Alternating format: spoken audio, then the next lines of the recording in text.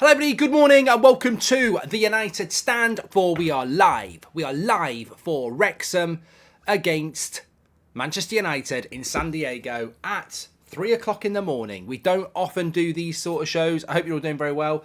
I think it's going to take a little bit of time for my body and voice to get used to this type of a show. But very happy to, very happy. I think it's going to take a little bit of time for my brain to get used to this type of show as well. Very happy to be doing it with you, and that's what she said. See, the comedy is always there. I might have only been awake for 10 minutes, but the comedy is always there. Look, this is what people do. This is what we do. This is what we do. I remember doing these shows back. I mean, if anybody's old enough to remember, I remember doing these shows back probably 7 years ago. When we were in US, the channel was absolutely tiny. And I know there's plenty of other Man United outlets now that have followed in our wake. But yeah, this is what United fans do around the world. They get up at ridiculous hours, like 3 o'clock in the morning, to do these types of shows. And, you know, that's what support is. And it's a privilege, you know. It's actually a privilege to be up at this time in the morning, when I know that normally it's us UK-based fans, European-based fans who get to watch a game at 5:30 in the afternoon, or 8 o'clock at night, or 12:30. You know, you might have to say, I'm not going to that christening, you know, but it's not easy, is it? Says Robert McCormack. It's not easy, you know, but a lot of our fans do it all the time, and I would not have missed this for the world. Yes, it's not United's first team, but it's Fozzie in goal for Wrexham, so you get to see Ben Foster as well. And as the Society said, thank you for the super chats. Welcome to my world, Mark. Nice to have the boys playing in Pacific time for a change. What are your expectations tonight? Glares is out, says the Society. Well, expectations-wise, I actually think it's going to be a really good game, you know. And I'm not just saying that to make people stay up with me or watch the game with me. And please do smash a like and subscribe, by the way. John says, wake up. I've actually woke up fine. The problem is, you know, I had a cold at the weekend. For some reason, it's gone to my throat. So I wouldn't say it's sore yet, but it doesn't feel great. But I'm fine. I'm absolutely fine. I set my alarm clock. So it's just gone 2 minutes past 3 here. I set my alarm clock for 2:45.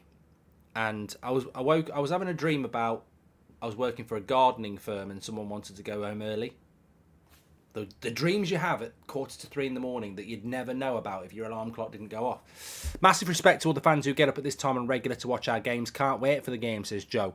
So, why am I looking forward to this game? I will tell you why. Because, effectively, I think that Wrexham, when we spoke to Ben Foster, if you watch the preview on the channel, Wrexham are a senior team and this is a youth team. So Ben Foster was quite confident that they would be able to give us a game. My suspicion is that we might give them more of a game, because he said they're an older team. They've been doing a lot of training, and they might not be as fresh as our young lads. So I think it's a big chance for our young players. So the lineup is Bishop in goal. You've got Johnny Evans playing at centre back, and he'll be playing at centre back with Fish. You've then got Gerardo and Fernandez, who we've seen a bit of in pre-season already. Midfield is actually Collier, who we brought him in from Brighton, I think. I quite like Collier. We brought him in from Brighton. I thought he was a centre-back, but he might be a midfielder who can play at centre-back. Daniel Gore is going to play as captain, and then Hannibal is playing as well. So they must have dropped down from the first-team squad for this and flown in. And then you've got a front three, which is Hansen and Hugel and Shoru Tire. There's not loads of players on the bench, but of note is Charlie McNeil's on the bench, and Vitek, me, Harrison, Ajavre, Kambuala, Maya, and Oyedeli, and Pai. So yeah, the bench is not as well known, but the first team is. So I think it will be a good challenge for Manchester United tonight. Now, the Wrexham starting lineup has got Ben Foster in it. So it's got Ben Foster in the start. Then they've got Hayden, Tozza, Cleworth, Ford, O'Connor, McAlinden, Lee, McFadzean, Palmer, and you'll know Mullen, number 10, who scored a lot of goals for them last year.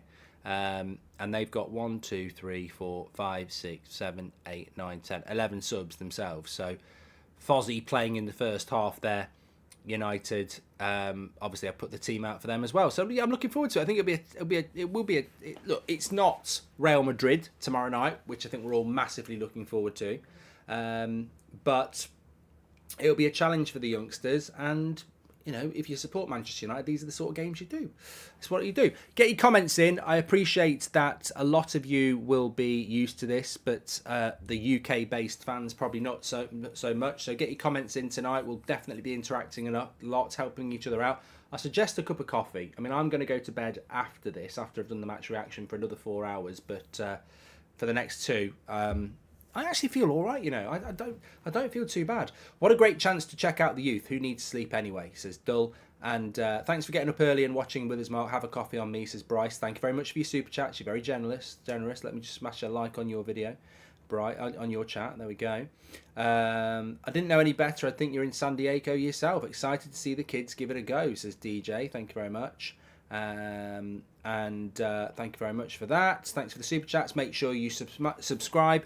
So yeah, look, I think that it's 9 p.m. here, says EG, and it's nice to see you live at this time. Thanks for doing this. And Rahul says 1958 quarters out leaves a bad taste really. What are your thoughts, says Rahul?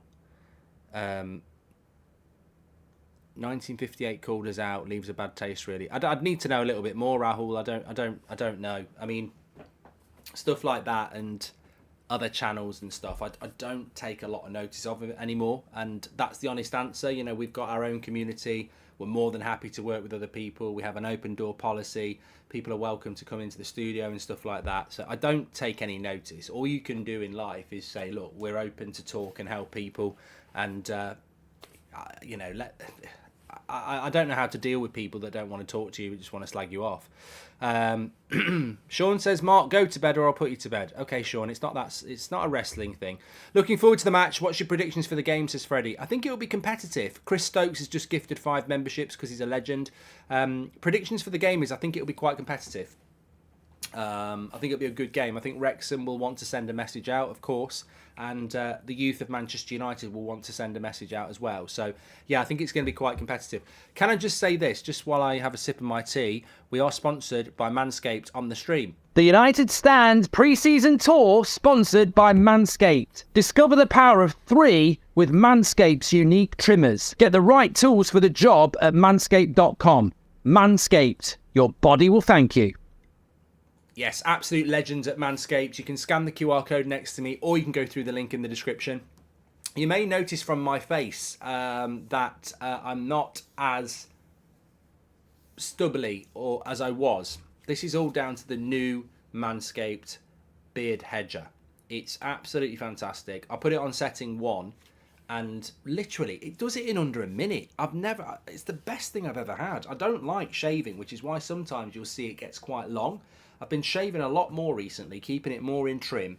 And the reason I've been doing it is this is so good. The amount of ones where you go like this for about 10 times and nothing's coming off. It's so powerful. It's got so many different lengths on it, and it's really quick. So if you are somebody that needs to shave, then I'd use the lawnmower for down there. But this is brilliant bit of kit. 20% off, free worldwide shipping. I mean, look, yeah, it's a sponsorship, but the products are bloody brilliant. They really are. They're bloody brilliant.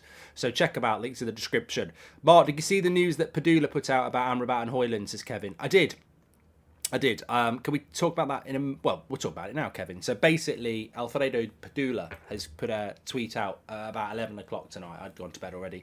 And basically what he's saying is that United have agreed, full agreement with Højlund and Amrabat. This is where it gets a bit difficult because we're lost in this world of foreign journalism, UK journalism. UK journalism would never put that out there because that would mean deals are done with the club. What that means from Alfredo is that both players want to come to United personal terms. Well, we know personal terms have been done with Rasmus Højlund for weeks. And I think Amrabat, I predicted this yesterday morning, that personal terms had been done, and it looks like that's what's happening. Sam Watson says, sorry if this has been said, but no Pellistri. Do you think Erik ten Hag has made up his mind? He's with the seniors, mate, Sam. So Pellistri, Ahmad, Garnacho, Mainu, they're with the senior team. So that's why he's not involved. Gore and Hannibal have dropped over because, they are part of the youth setup, aren't they, really? So it's Slider. Thank you. Welcome to the Members Club. Thank you for your super chats. Thank you for joining the Members Club as well. Have we got any members in the chat I can give a shout out? We've got a moderator, Alex. Shout out. There we go. Shout out to Alex in the chat. Appreciate that. Amari has said it's going to be 2-0 to United. Yeah, I wasn't going to do that quite yet, but you're welcome. Kickoff is in about 20 minutes, but as we know, these things can be a little bit late. Rashid says it's 6 a.m. in Dubai. United for breakfast before going to work. That's a lovely cup of coffee. It's interesting being up at this time at night though, because I was looking. I'm doing this like five-a-side thing on Friday where I'm playing in a five-a-side in a Talk Sport tournament, and they're meant to be showing it live on TalkSport's YouTube channel on the afternoon. So I was looking last night at the schedule to see if they were, and it says that they are. But they have the radio on from 1 till... They have a DJ from 1 o'clock in the morning till 6 o'clock in the morning. And I was like, there's a whole new world. There's a whole new world out there of doing stuff in the early hours of the morning that I've just never been aware of. I thought everyone just went to bed at 1, switch the radio off, switch the TV off, we can all go to sleep. But then, I used to work nights. I used to be the night detective. Like they had that TV program. This show's going to go like this. It's just going that way. There's quite a good TV series called The Night Porter. Well, they should do a TV series called The Night Detective, based on me working nights in Birmingham City Centre. Basically, the night detective, you if any serious crime happened, you had to go out to it. So you'd go and station yourself in an office and monitor all the radios and the call logs. And if there'd been a murder, you'd get in your car, you'd go out there, and all the uniform would be there, and you'd rock up like Axel Foley and tell them what to do. Get that cordon on. Has somebody informed the family? Has someone called an ambulance? Stuff like that. But is there penalties tonight, says Robert McCormack. The great thing was, if you were the night detective on a Tuesday or a Wednesday, very, very rare anything would happen. Don't know why people don't go out shooting into people and, robbing and stuff like that on a Tuesday. So I'd just take DVDs in and watch films. Anyway, there we go. Here's a fiver, Mark, because you're a trooper. Will Onana play tomorrow? Yes, it did. Yeah, so look, I don't want to move to tomorrow too quickly, but obviously this game's kicking off at 3:30 UK time. Tomorrow it's 1:30. I won't go to bed tomorrow. I'm not doing it. The hardest thing about getting up in the middle of the night is if you go to bed. I don't know whether we've all done it when we go on holiday, but whenever I go on holiday and I've got to get up for a flight at 6 o'clock in the morning, you go to bed really late because you're excited, and then you think, oh, don't worry, the excitement will be fine when I wake up at 3 o'clock in the morning. You wake up at 3 o'clock in the morning. Why didn't I go to bed earlier, you fucking idiot? Fuck the holiday. Fuck Mallorca. Fuck the plane. I'm not getting up at fucking 3. I've only had an hour's sleep. The hardest thing is getting up when you have the sleep. So Real Madrid, I'm not going to bed. I'm going to stay up late, Real Madrid, because it's 1:30 kickoff, so I'm not sleeping before it. I'm not. But this one I had to. I'm not, and I don't feel too bad about this one. Kudos to you, Mark, for doing a watch along at 3:30. Love your show. Thank you for doing this. No worries, Sakin. I'm glad to be spending it to you. Salute to Adam and Ryan for their travel, says Toro. Salute my arse.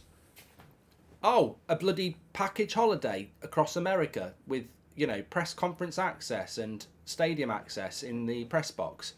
Lovely weather, meeting lovely people in a lovely place. Oh yeah, it's like doing a year in prison. I don't know how they've done it. All bought and paid for as well. All part of your job. Oh God, yeah, God. And they think nurses have it hard, unbelievably hard. Yeah. I'm only bitter because it should have been me. Jack Woods, welcome to the Members Club. You're a legend, mate. Thank you. I'll be like this tonight. It'll be that sort of a show. What do you think of the Premier League Summer Series, and would you like United to compete in the future? I don't know what it is. ESC, I don't know what it is. But love from Dublin. Always got some love for Dublin. I've had lots of love in Dublin. Appreciate you, Mark. Thank you very much. What's the viewers numbers compared to how many you normally have, says Kieran? To be honest, I didn't think about it. I don't think about it because Rahul, I want to know what you were on about being slagged off by 1958. I want to know what that means because what's up, Mark Goldbruv, says Abs, and Booyaka, welcome to the members club. I did see something about anonymous members of the 1958 had done a podcast with Simon Stone and said that they'd rather get relegated. They'd get relegated to get rid of the Glazers. I saw that, and I think that's an interesting thing. Would you get relegated to get rid of the Glazers? For me, it's a hypothetical nonsense.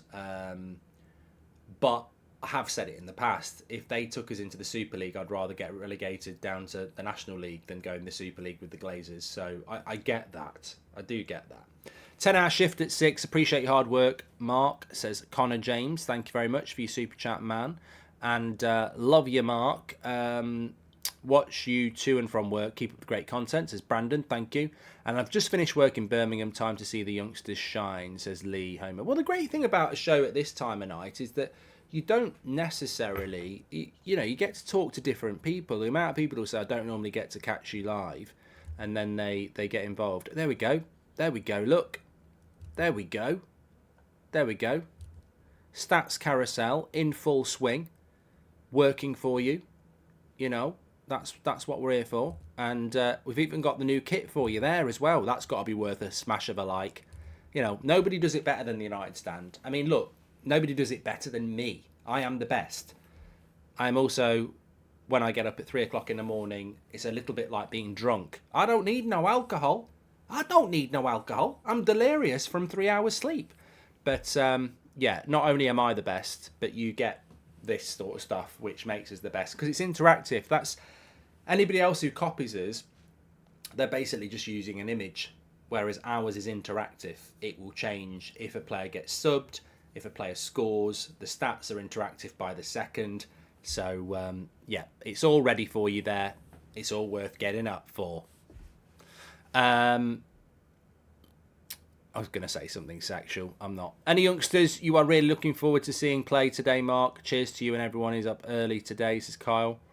I'm looking forward to seeing Ben Foster play. He's not a youngster, but I'm looking forward to seeing Ben Foster play because I know he doesn't play for United, but obviously I do a show with him every week in the season. He's on the United Stand every week, so it's not. I mean, it's not. It's nice for the. It's nice for our community to see Ben Foster playing against Man United. I know it's the youth team, but it's he's on the show every week. He's a United Stand regular, so I'm looking forward to seeing him play. But from a United point of view, Gore definitely. Collier, I quite like him.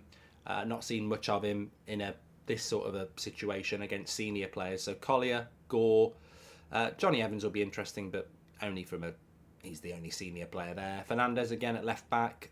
Interested. I've just got a feeling that Ten Hag likes him. Hugel again. Good opportunity for him. Hansen, as we know. So there's a few players, yeah. Tony says, do you think with the Spurs owner being indicted for insider trading, do you think it will give Forster Glazer's hand if Spurs get put up for sale, says Tony. Didn't know anything about that, Spurs. I'll have to have a look at that tomorrow. Rohit says, can you do an impromptu chart show on things Eric Ten Hag has done at our club? For me, discipline, tactics, ambition, improving players, Martinez and Casemiro. It's interesting that you say that, Rohit, but it's probably a little bit too far for my brain at 3 o'clock in the morning. Louis Brook, welcome to the Members Club. Thank you very much. And good morning to you, Mark. It's 10:15 p.m. here in Ohio. Love to you in the stand. All of us tuning in with you just shows how big this community is, says Caleb. Well, this is the thing, isn't it? This is the thing. Because if it's 10 o'clock there at night, which means in 7 hours... Yeah, so for a lot of you lot, I don't consider this, but there'll be a lot of our outside the UK United Stand community that when we do certain shows, it's very difficult for you to watch. So 10 o'clock show, we're live every morning at 10 o'clock in the UK. What time's that for you? That could be the middle of the night for some of you. 8 o'clock at night could be inserting it. I know 8 o'clock at night is like early hours of the morning in India and places like that. So yeah, hopefully this is catching a lot of you where you can watch it. Hugo feels like a younger Weghorst to me. Yeah, I see what you mean, but I think that's just because he's tall. I think he's well. It's an interesting. The thing about this game is, right, the mindset to have for this game is that it's youth against the senior team. It's youth against Wrexham's first team that's going to try and get promoted into League One. And I said this on the preview. It'll be really interesting because you've got an under-23 side playing a senior team that's one of the favourites to get promoted to League One. So how good, and we've seen it happen, haven't we? Isn't there a Papa John's trophy or something like that where the under-23s for Premier League clubs play the, lower league teams, and the under-23s don't win it. So there should be, Wrexham should win this really, but it depends how tired they are. And also, I don't think they necessarily will win it, but I think it will be quite tight. So yeah, it'd be interesting to see how it pans out. I'm having dinner, Mark, and United Stand is live. Thanks for the content. Greetings from Canada, says Paolo.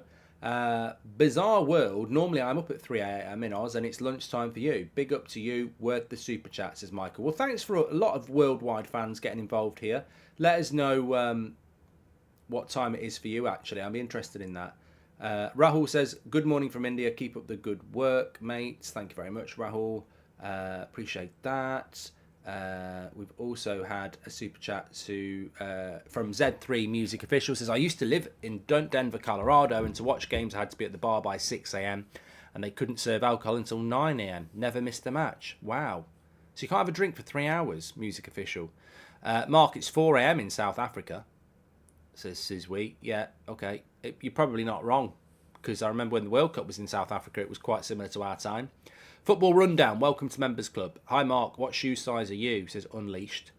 I'm a 9. And Mark in London, got work at 9. Pray for me, says Vagabond. Yeah, I'm hoping to be asleep by 9, so I won't be praying for you, but I'll pray for you now, virtually. Love from STL 920 here, says America Deuce, and 921, it's in Thailand, says Hayago.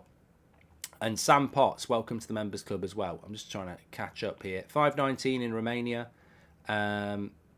Edgar's in North Carolina. Your morning shows are usually at 5 a.m. for me, so I never watch you live. And your 8 p.m. during my work hours. Big out up, says Edgar.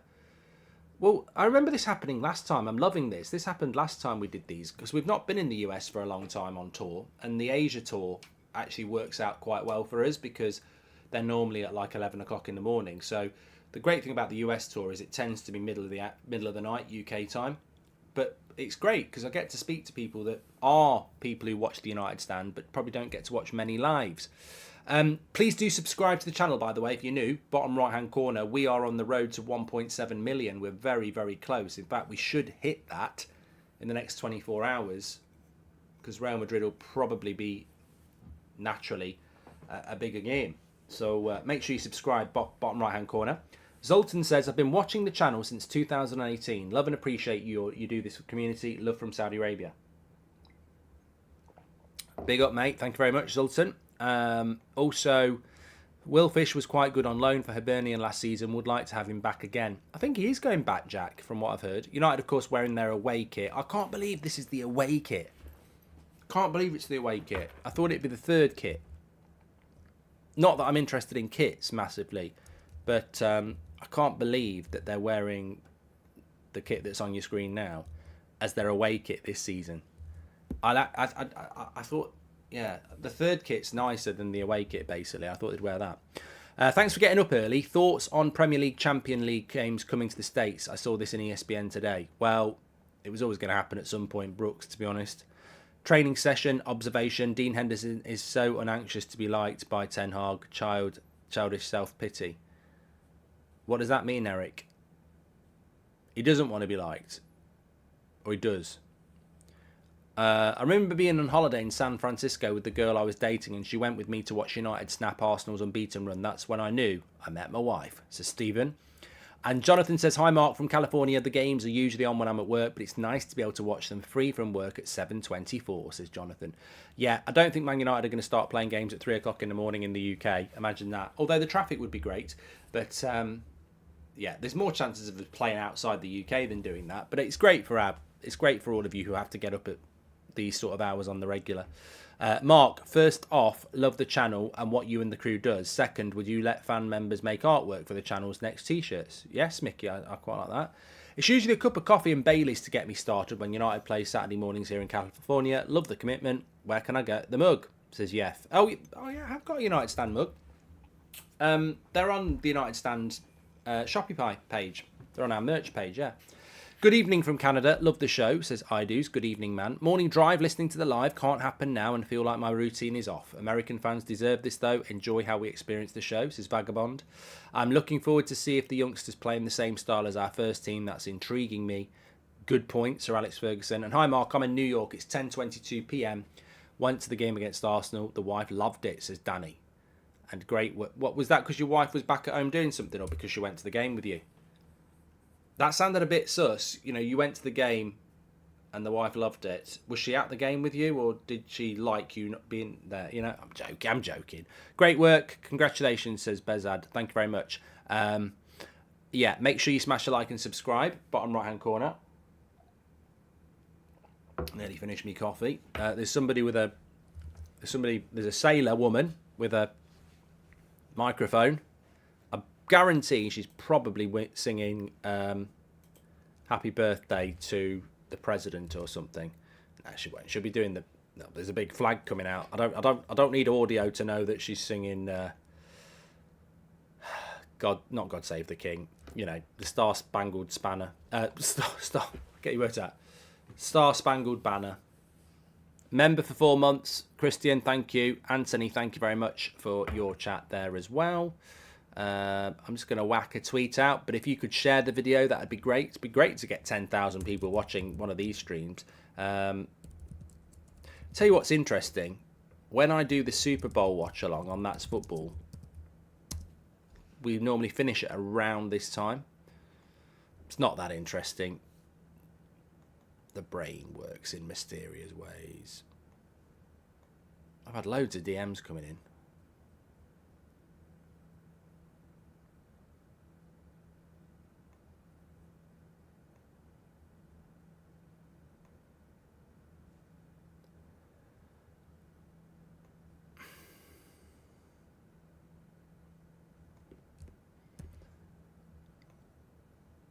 Oh, right. So somebody just told me about a tweet from the 1958. We will talk about that in a moment, but I've just been sent what that tweet was.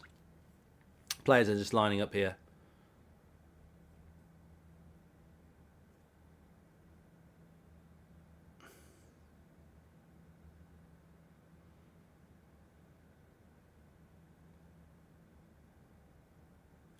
All right. So basically, Adam had the away kit on for his preview, and the 1958. You've done a great job around protests. It basically said, for all of those who wonder why we don't get involved with this lot, massive part of the problem in this fan base, integrity is paramount to trust and credibility.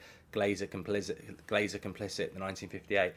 Well, look, I think the 1950. Well, they've poked us now, haven't they? So I'll just come back and say, look, if you want to be credible in what you do and you want to unite the fan base, then don't divide the fan base.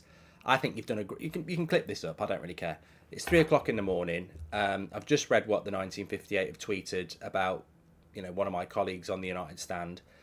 They've called us Glazers complicit, and they've said this is the reason they don't work for us. Don't want to work for us. The reason they don't want to work with us is, and they said it from the very start, is because they believe nonsense and lies about Forest fan and all sorts of nonsense. They won't sit down in a room and have a grown-up conversation, and would rather try and divide the fan base, which is stupid when we are the biggest Man United community on YouTube, on social media, and are more than willing to back the good that you do around protests. So as for being Glazer complicit, I know look, I'm not going to sit there and wear a United away kit, because for me, I'm not comfortable with that. But what we do represent is diversity and inclusivity.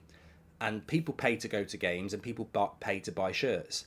So we would rather unite rather than divide, and you clearly want to divide for some odd reason against people you've never met. The door is always open with us. We don't close the door. You've slammed the door without meeting people, and you're now calling us Glazer complicit because a member of staff is wearing an away shirt that they will have been given for free by the club. So, you know, how are you ever going to unite a fan base when you try to make people hate people you've never met? I mean, how can you represent the fan base and do good work like protests, but then have an irrational hate for another set of fans who support the same club? But you want to so basically you want everybody to hate what we do and the Glazers, and then unite the fan base. It's an odd way about going about it. And you know, all this anonymous stuff. Why are you anonymous? Why are you anonymous? What is that? So that people don't know who you are, so they can have a chat with you and discuss what your problem is. You're doing really good stuff around the protests, really important stuff, but having a pop at somebody for wearing an away kit, you're going to isolate so many people who pay to go to games. Season tickets, the Red Army go home and away. They pay for their tickets. They're not handed out. It's just sad. It's sad, really, because it's, you know, you're having a pop at people that you don't even know anything about. Right, let's get this game up and running. Maybe people have got some things they want to say about that as well. Timer for the first half. We're about to start here anyway. Let's get ready to rumble.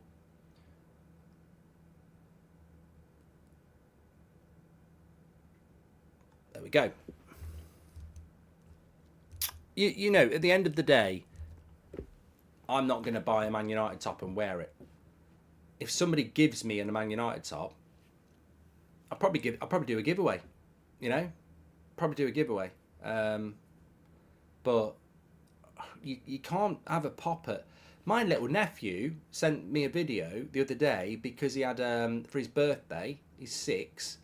He's going like this, and he's got a full kit with Rashford on it. Do you want me to reply to him and say Glazer scum?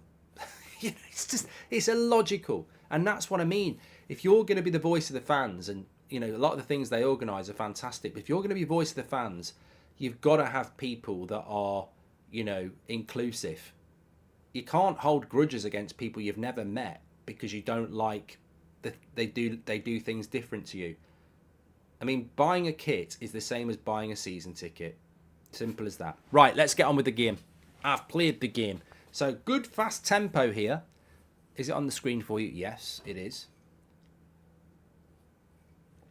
As I say, our door's always open for a chat. I think a lot of these people don't want to chat because they're riddled by irrational bigotry, in a sense, or whatever the word is. It's too early in the morning for me to figure it out. But look, anyone who talks to us actually goes, you know what, you're all right. Because we are all right. That's why we've got a massive community, because ultimately we're quite forthright in our opinions, but we're actually all right. Anyway, have your thoughts on it. Greetings from Orlando, Florida. It's 10:30 p.m, says Anthony. Yeek has given us a super chat as well. We've got nearly 10,000 people watching. Good fast tempo in the first couple of minutes here. And it's not a black and white kit. It's a dark green and white. I'd actually prefer it if it was black and white. And my eyes, to me, it does look black. But hello from Sydney, says Stone. And I haven't been this excited for a season in a while, says Derek. Mark, appreciate the bump on the tweet yesterday in the community for sharing, liking and retweeting from the bottom of my heart, says Anarud. Lovely stuff. Hansen on the attack there, but it's cleared by Wrexham.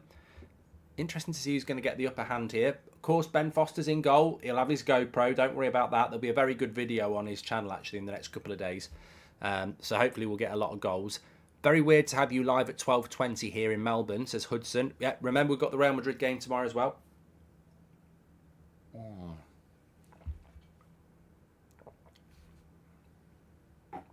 The bad thing is I'd like another coffee, but there's nobody up. Hi, Mark. Just got in from a night out, so glad to see you live so I can sober up. Love you, says Ash. Who goes out on a Tuesday night? Tell us where you've been, Ash, and where you live.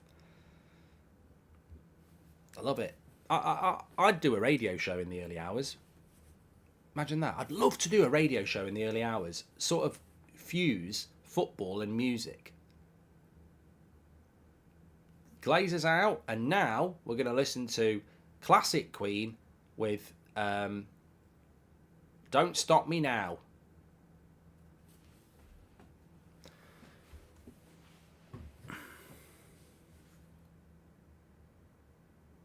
I'm having such a good time. I'm having a ball.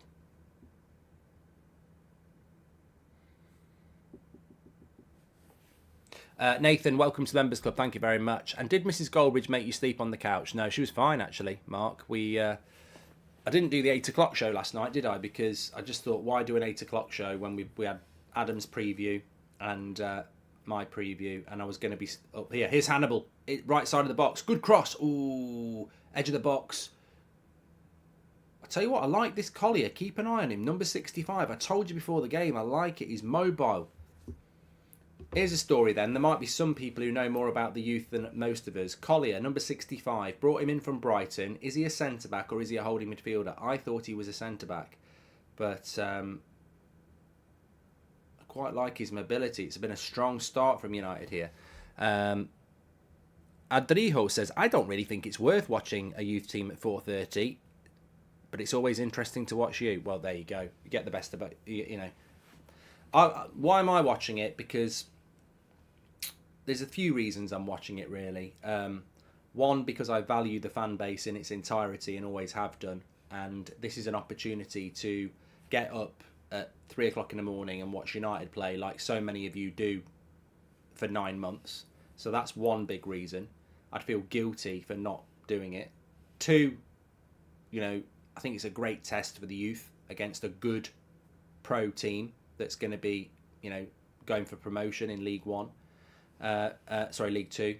And three, Ben Foster's a regular on the United stand, so we get to see him in goal. And I'll tell you what, as much as I like Ben, and we've been out for a drink and a curry and all that, if he fucks up, I will take the piss. So, you know, I'm hoping we can get a few shots off, because he'd do exactly the same to me. Massive Spurs news, Twitter mark, this is massive, says Jay. I'll have a look at that in a minute. I'll have a look at that. Ryan says that's not green. I've got to be honest here, Ryan.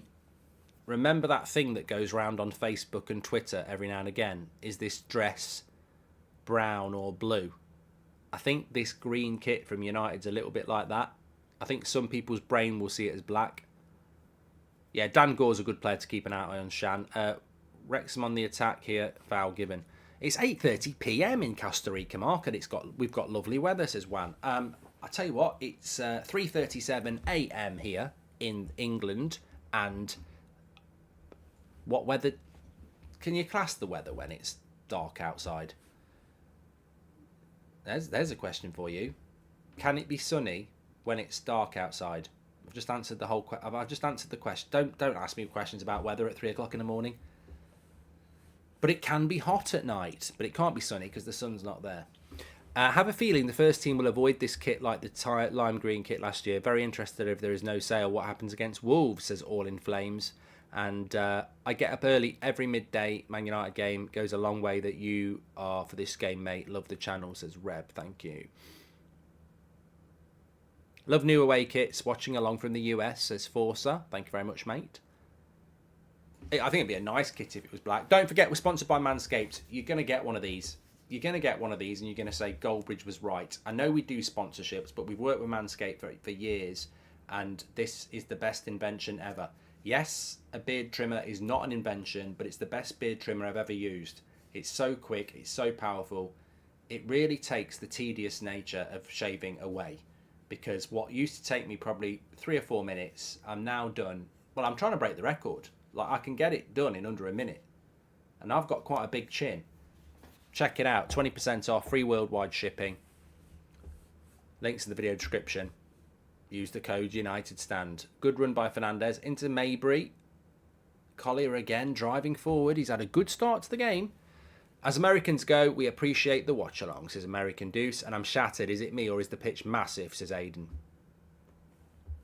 I don't think it'll be any bigger than anything else. I just, you know, I don't. But he's had a good start, this number 65, Collier. Brought him in from Brighton. Was definitely seen as a good signing from Brighton. I haven't seen much of him, but I know he's got a good reputation in the youth system. As I said, I thought he was a centre-back, playing CDM today, which can happen when you're that age. You're not really defined, are you? But he's looking good. Looking good so far. And United are on the attack, having a lot of the possession. Keep an eye on the stats. Did you see the footage of Avram Glazer laughing while United fans were chanting "Sell the club" in New York? They really couldn't give a shit. This is Stevie Mack. As you can see, 72% for Manchester United there. They've just won a free kick. No shots on goal for either side, but 90% pass accuracy as well. So keep an eye on that. Trevor Evans, welcome to the Members Club. It's not sunny out, it's moony. Get it out, Mark, says Tommy. Oh, I'm not getting anything out. I'll have a stretch. I've still got my pyjamas on. Look. Scooby-Doo. I tell you what I do like about the 3 o'clock streams. It's like being drunk. It feels wrong. Mainly because most of the time I am, if I've ever been up at 3 o'clock in the morning, I am pissed. But I've not had a drop. I haven't had a drink in about a week. But I'm loving the stream. I'm in a good mood, and apparently we've got nearly 10,000 watching. Hannibal whips a cross in, headed away, and Ben Foster's not had a save to make yet. Quite evenly matched. United dominating the ball, but Wrexham well organised. This is probably what we would expect. Technically, the United players will be better, but professionally and physically and organisationally, this is a senior Wrexham side. Just on Wrexham, obviously I'll be keeping an eye on them next season, but what's your thoughts on Wrexham actually? What are your thoughts on Wrexham as an observer? Maybe some of you like them, so maybe some of you are indifferent, maybe some of you don't like them. I want them to get promoted. I wasn't really into the Wrexham story until Ben Foster went there, if I'm being honest, but when you know somebody who's there, obviously you want them to do well. And actually, I probably like them even more now, because when you think about my issue with Wrexham was they're just like a non-league Man City. But I mean, when you look at what's going on in Saudi Arabia, you can't really moan about Wrexham ruining football, can you? So I'd like to see them get promoted. Obviously, it'd be interesting. Salford are in that league. Notts County got promoted as well. It's a tough league, but yeah, looking forward to seeing. I'm looking forward to the start of the season in general. Ten Hag is not the coach this game. What is that about? Says Oscar. I think he's there to observe, Oscar. So I mean, it's like me turning up at the studio tomorrow and Beth pretending she's in charge. I might say, just carry on as normal. Do what you'd normally do. But did you see about Tottenham's owner getting charged for insider trading by the US government? Says Joshua. No. I feel That's Football Spurs in Crisis video coming on. And good evening from Northern California. Remember when Adidas designed good-looking kits, as Hannibal? Yeah, Adidas have done as bad on the away kits, haven't they? But let's not talk about kits too much, because the people who organised the protests in the fan base, the 1958, have taken a pop, fired shots at the United stand, because Adam did his preview in the away kit.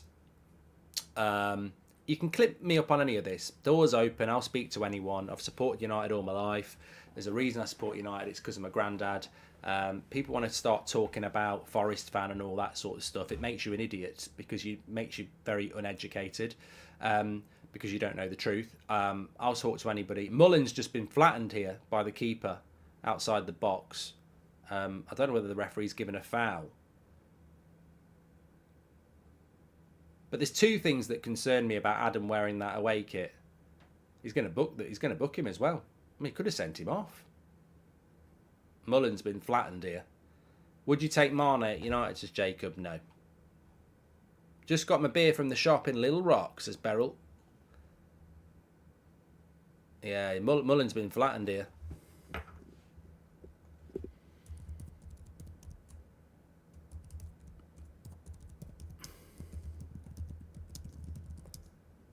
That's probably a red in a competitive game.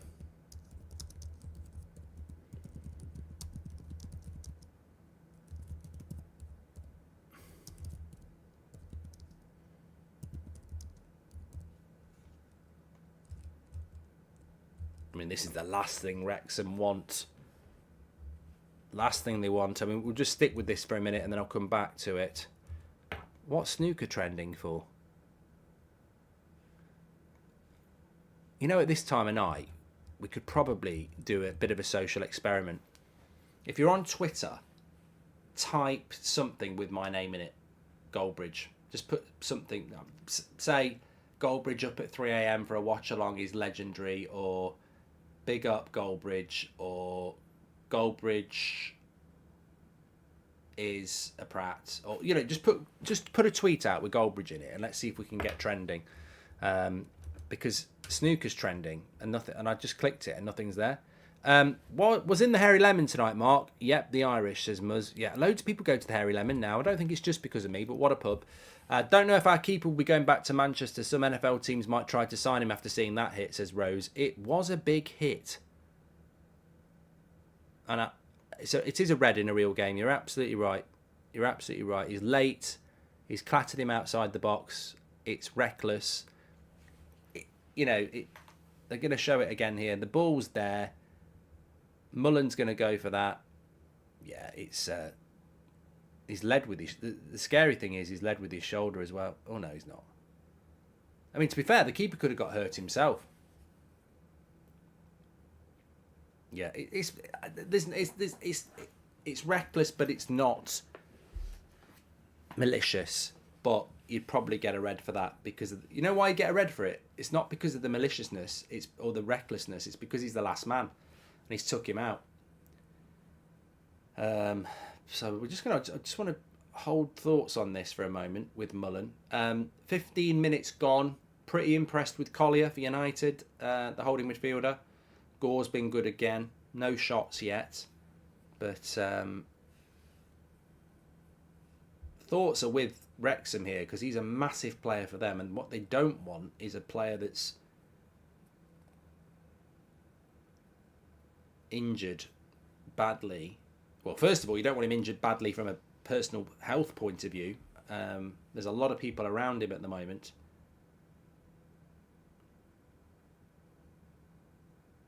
Got to feel for the keeper a bit.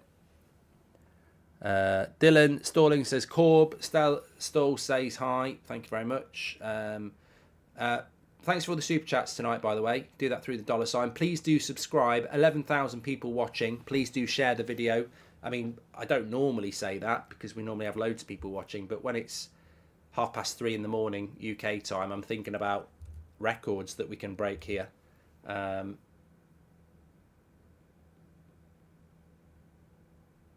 First super chat here, watching from the US, really impressed with the pressing from the youth team, says Nonny. Thank you very much, Nonny. Thanks for your super chat. Please do subscribe to the channel, bottom right hand corner. This is not looking good for Mullen. I had hoped it was one of those fat injuries where it's a little bit over the top, but there's a cart on the pitch, and there's a lot of people around him, and the manager's looking worried. Well, the manager will be worried about the safety and health of his player, and then second to that, he'll be pissed off that it's his best player. Bishop will be playing for free safety for the Lions next year, says Z3 Music Official.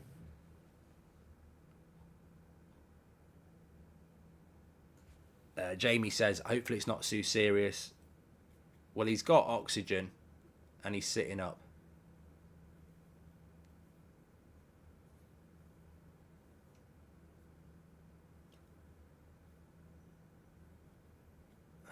The problem is, it's where he's injured. Is he broke his, first of all, you're thinking about necks and stuff. I think he's all right. He's going to walk off the pitch. Obviously, that'll be the last bit.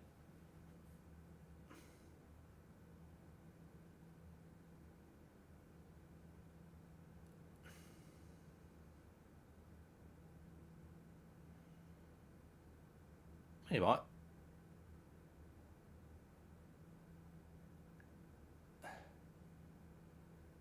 Yeah, he's going to come off. He's going to come off. Wind knocked out of him, says Tom. Yeah. What, you played the game? Would you done what Bishop did, says Wolf? No, I think Bishop's very lucky that that's not a competitive game, but he'd never play in a competitive game. Let's be honest. It was definitely a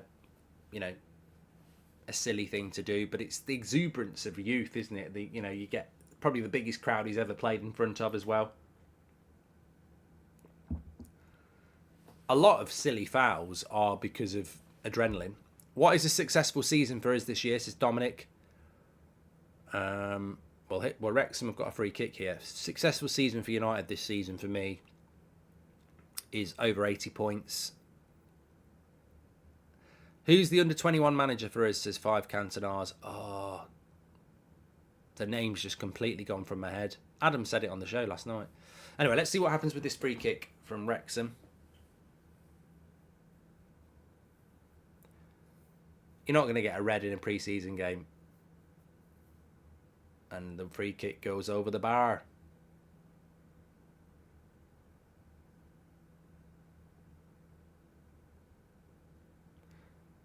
Travis Binion, that was it. It's not Nicky Butt, Jake.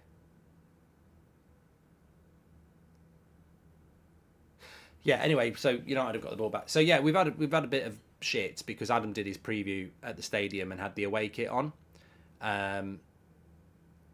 In defence of Adam, I would say that loads of people buy the away kit and loads of people buy season tickets. So if you want to isolate your fan base to take a pop at us, it's a silly thing to do. I will be honest. When I watched the preview last night at 8 o'clock and I saw Adam in the away kit, I'm going to be absolutely honest here because it's all about opinion. I thought, why are you wearing that kit? For 2 reasons. 1, it's bloody horrible. And 2, you are going to leave yourself open a little bit to people saying, why are you wearing a new kit? People might go and buy it. But ultimately, there has to be a directive, doesn't there? There has to be. I mean, are we buying kits? Are we not going to games? And this is the thing. It's like you can't be a dictator if you don't explain the rules. And there is nobody's been told not to buy a kit. It's a personal choice. Nobody's been told not to buy a season ticket. It's a personal choice. Nobody's been told to empty the ground. It's a personal choice, and you won't empty the ground anyway. So I think it's one of those, isn't it? I think with these sort of things, if you don't want to buy a kit while the Glazers are in charge, fair play. If you don't want to wear a kit because you don't wear kits, good shot, good save by Bishop. That's up to you as well. Gerald says we're not doing that good. I think United have had a good first 10 minutes, and now Wrexham are starting to grow into it a little bit. And that was a good shot from outside the box. I mean, we've not had a shot on target yet. I don't think we've had a shot at all. But that was a good shot on target for Wrexham. Nice save, says Ron Moore, and ends up with the ability to throw a cross in. This will do United good though, because technically the football that United play will be pass and move, transitional. But you're up against the League One side here that will put it in the mixer. They'll put it in a mixer.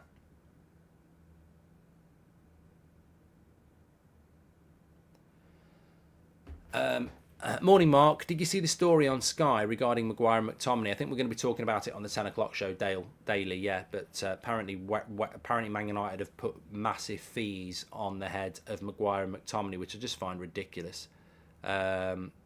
Basically, there's interest in Maguire and McTominay, but United will only sell if it's a big offer. And I'm like, so McTominay's not had a good game in a year, and we want 40 million, and Maguire's 5th choice centre back on 200 grand a week, and we want 50 million. It's just, I'd be like, yeah, we want 50 million.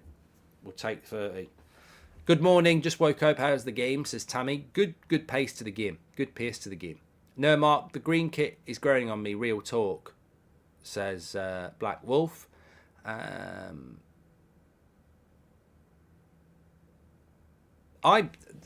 God's honest truth, right? If you're in a situation like this is true, right? So everybody having a pop at people who buy a kit or attend a game as Glazer apologists, I find ridiculous, right? But if that's you, that's up to you, right? I might be getting the away kit at the weekend. Not paying for it. It's not even direct from the club or Adidas. It's because obviously Sports Direct, sponsors, people get kits, and I might be getting the away kit on the weekend. Somebody messaged me a couple of days ago, just came into my head, said, do you want this away kit when I see you? I'm not going to tell you how they got it, but it's, you know, it's part of the promo and everything. Now, if I get that away kit, do you think I'm going to wear it on a stream? Absolutely not, for numerous reasons. But do I tell that person to put it in the bin, or do I go and do a giveaway on the United stand?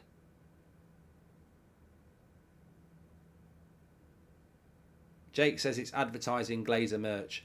I mean, this is completely wrong as well. If you're gonna moan about people buying kits, educate yourself. The Glazers have already had the money. It doesn't matter how many kits. You know, this is the thick thing about people as well. I want people to represent this fan base that actually educate themselves. Financial fair play, kit sales, right? If we all go and buy the away kit, the Glazers don't make money. Adidas make money. Adidas pay Manchester United an amount of money every year as part of their deal. 50 million, 60 million, whatever it is. As part of that deal, they make the profit from the kits.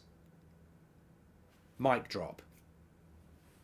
You know, if one of you as United fans starts tweeting out, buy the kit, buy the kit, buy the kit, buy the kit, buy the kit, you're not making the Glazers money, you're making Adidas money.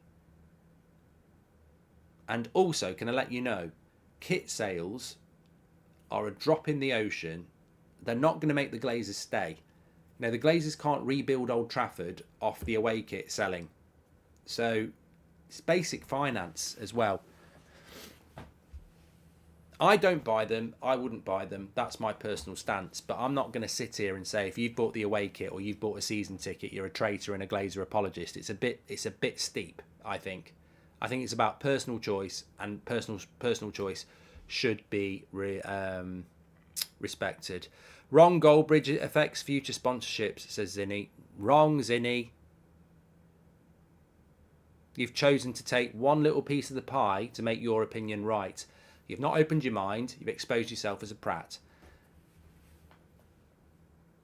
Shirt sales impact future sponsorship deals. Yes, but do shirt sales go into the Glazers' pocket now? No, because that's based on this deal. And also, how much do the Glazers make from Adidas? 50 million a year? What percentage of that is what they really make? Very small. Keeper's getting booed. Anyway, let's keep an eye on the game here, because I'd love United to have a shot. Ben Foster's had nothing to do in 26 minutes.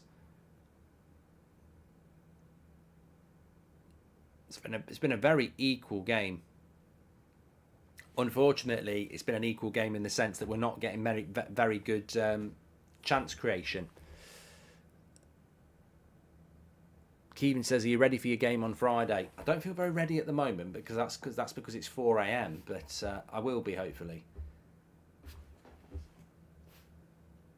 Ryan says, Mark calling his own community prats and thick. It's part of the game. I've played the game. Look, this ain't bloody Lollipop Lane. I've seen other content creators who, I've seen other content creators and they're more bloody fake than a piece of plastic. You can see it. They're probably sat there miserable.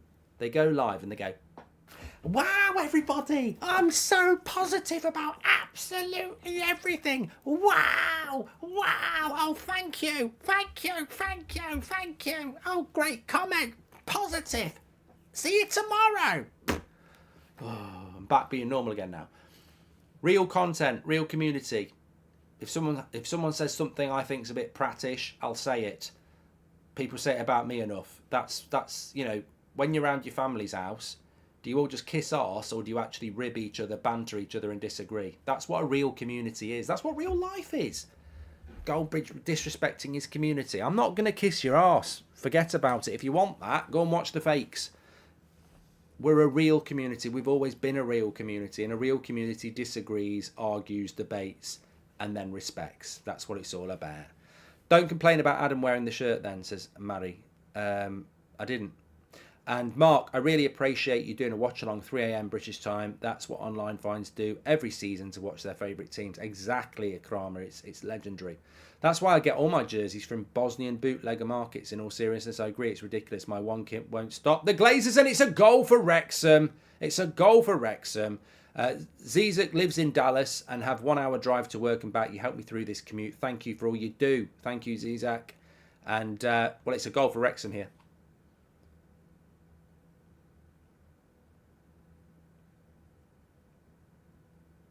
Joshua Bowaters, I saw people were more kicking off because Ryan said on Twitter it wasn't purchased but given. I think they thought United Stand are working with the club, says Joshua.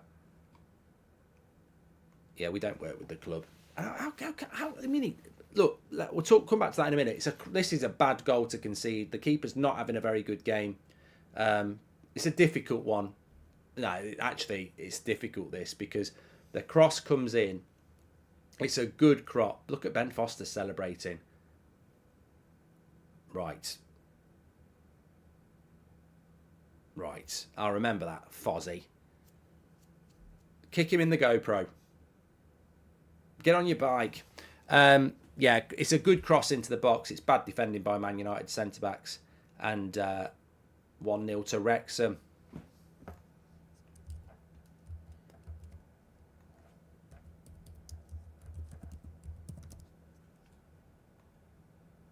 United haven't even a shot yet. Oh, nearly there. Hansen was in, but it was a bit of a scuffed shot on the edge of the box. He had to take it quickly. Foster's positioning was terrible. Watch this. Look, what's the keeper doing here? He's in no man's land. Yeah. But on the goal, cross comes in. Right on the 6-yard box. Tap in for the tap in for the Wrexham player. Keeper's not really got much chance there. Would you wear a United kit when we get new owners, says Yal? No, I don't wear kits anyway, mate. I don't really wear kits unless I'm doing like football challenges or stuff. I don't really wear kits. Impre says, I'm giving up watching this game but still listening to you while going to sleep, says Impre. Thank you very much. Hi Mark, I've never been to a Man United game. Do you think the first team will play against Dortmund this Sunday, says Alberto. And sorry, what was that? Yeah, the first team will play against Dortmund, yeah. I'm someone from Nepal who would never even dream of seeing the club I support finally get a chance to see them in Houston. Doesn't make me a Glazer sympathiser. Keep up the good work, Mark. You're a legend, says Jay. And can you call my friend Mark a prat for calling me a prat, says cool. Tashin, welcome to the Members Club. And Patrick's heading to Manchester for the first time in October for Brentford and buying merch. The Glazers need to go, but I'm not missing out for them. Well, it's interesting. Good tackle there. Good tackle by Shoretire. He'll have to go in again. And good play by Fernandez. Wins it back. Wrexham are really pressing hard here. Been really physical with us the last 10 minutes. And they've been rewarded with a goal.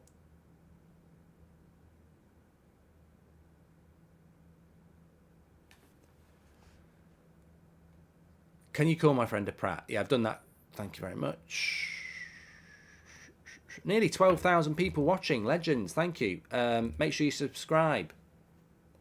Mark, tread lightly with Ben. The next time you have a show together, he may just bring it up. Glad you're feeling the early game times, says Joe.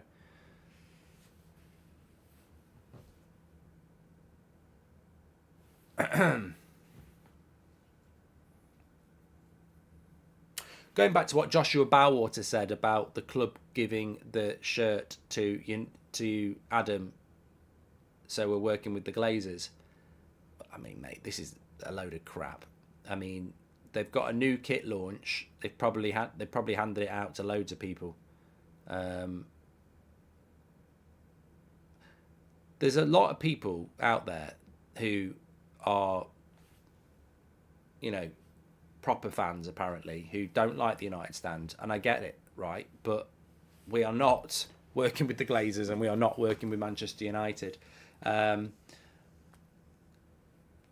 sorry, I'll just say it. It's 4 o'clock in the morning. We're so not working with the Glazers that we've been blocked from doing stuff by the club on this tour because we've spoken out against the Glazers. So there was actually something in Murrayfield we got asked to do by a sponsor, and the club said no because of our previous attitude towards the Glazers. So, And predominantly that's me, admittedly, but there ain't no way we're working with the Glazers when you listen to some of the videos I've done over the years. So it's just not happening. Mark, do you think Alvaro is better than Malacia, says Daily Hibbert? And have a beer, they taste nice at 4 a.m, says Reb. Also, I don't get any information direct. You know, when I say it's from a good club source, it's not from the bloody board, it's not from the Glazers, it's not from, you know, it's from people who work in the club that probably shouldn't be giving the information up. That's why I don't bloody name them.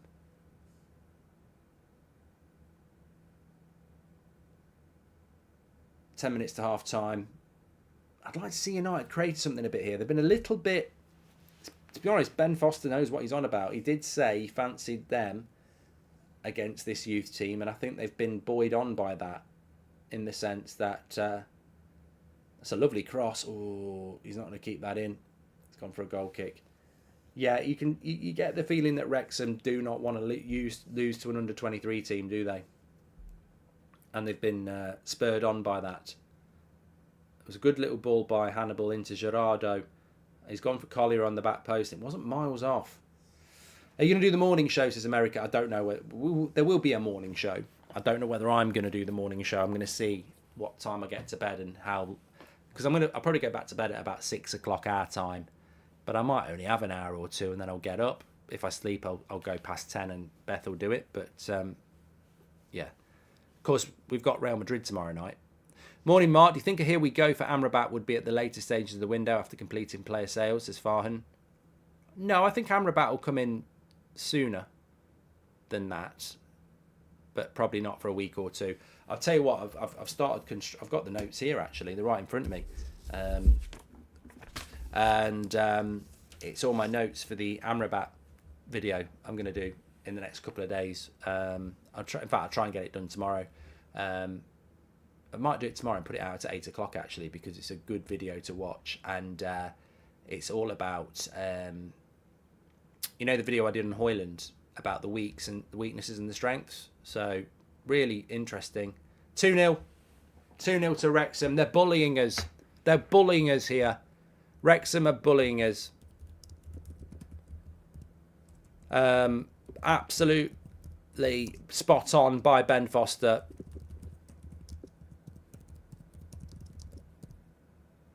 He said that he fancied his lot to do it, and they are doing it just through pure experience and physicality. This is a classic lower league goal. Long throw in, flicked on, and on the back post it's nodded home. I mean, you'd see these goals in the 80s. This is what you see week in, week out in the lower leagues. It's just route one, long throw in, flick on, win the second ball, and it's 2-0. And that's what Wrexham have done here. And United, look, I'm not going to be hard on them. They're under 23s. They're youth players, technically very good, but you're up against experienced pros here. And people might get arrogant and say that an under 23 team's going to beat a League Two side, but it's not how it works.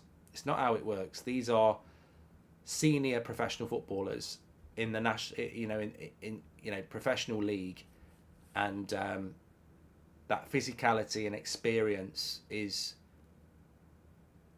a real test for United at the moment. I mean, we've not created a chance. That's the most worrying thing in relation to, how much of an equal game it is. You've got to create chances. Danny says, if we manage to sign Højlund and Amrabat, how would you compare this summer to last year in terms of squad improvements, says Danny. I think I've said it numerous times that this summer transfer window for me can only ever be a 6 or a 7, because if the Glazers had gone, it would have been a much better window, because you'd have an owner that wants to impress and go out there and get big deals done. Connor says, we're all proper fans. Anyone who says otherwise is being divisive and helping the Glazers. Lunchtime game in Australia, watching at work, says Connor. Lovely stuff. Emma, welcome to the Members Club. Thank you very much for supporting the channel. Mark, Adam said it was given by Adidas and Manchester United to the United Stand. How many influencers got one from the club? A lot. It's marketing, says Paolo. Whose club announcement was more cringe? Alexi playing piano or Declan Rice music video, says TJ. People just want to be the main character all the time. They prefer to divide instead of being united. Just a weird Game of Thrones, really, says Mario Franco. In relation to doing stuff for this football club, there's only one community that will include everybody and open the door, and that's us. So, for all the other people who pretend, that's probably their biggest problem. You know, whether it's, you know, websites, fanzines, fan groups, they make decisions on people without. I've never met most of these people, so they dislike us for what? You know, the door's open. It's a massive community. Let's unite the fan base and get the Glazers out. Been saying it for years. People don't want to do it. Take it up with them. I'm not getting involved in petty arguments about fucking away kits when they've all got a season ticket. Anyway, back to the game. What are your thoughts on the game? Char says, anyone who stayed up to watch pre-season is a dummy, and yet you're typing yourself. No, this is called support, mate. It's something some people don't really understand. I'm fascinated by this sort of stuff. It interests me. All these strips on this away kit look bad on us, says Jowl. Well, considering Wrexham have lost their main striker injured at 0-0 as well. Marcus Rashford said the Glazers probably think we're wearing red. LJ says, thank you, Mark and United stand for fighting for a better United and voicing where you stand. The Glazers' time will come. I will hold out hope, says LJ. And Odgie says, welcome to Members Club. Thank you very much. Wrexham on the attack again here. We'll look at these stats there. United, no shots on target. And, yeah, it's been a very easy defensive display for Ben Foster and his boys. They've created absolutely nothing, United. Very well organised Wrexham.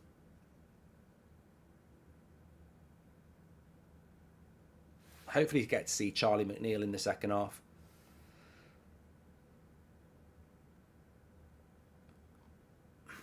Here's Hannibal. Trying to do it all on his own. Tackled.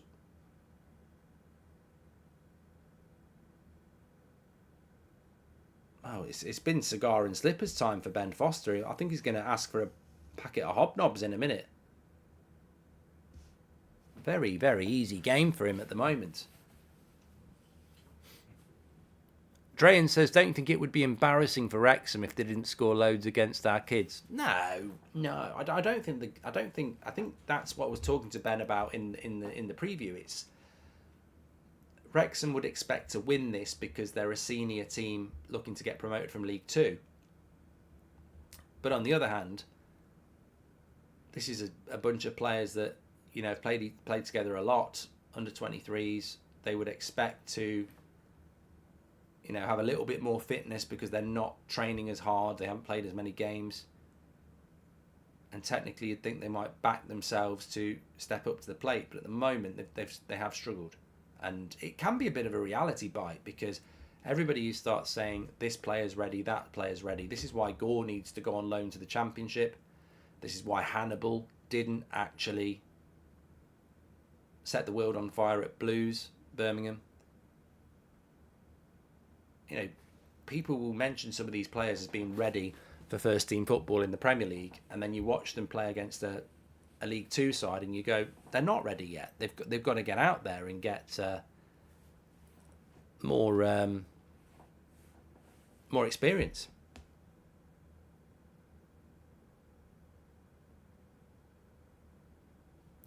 On Hannibal, I saw that he wants a loan to the Premier League. There's been mention of Luton, and there's plenty of Championship clubs interested, but I'm just going to have a Strepsil. Well, it's not even a Strepsil. It's a supermarket brand equivalent, but I'm very wary that my throat's getting a bit croaky.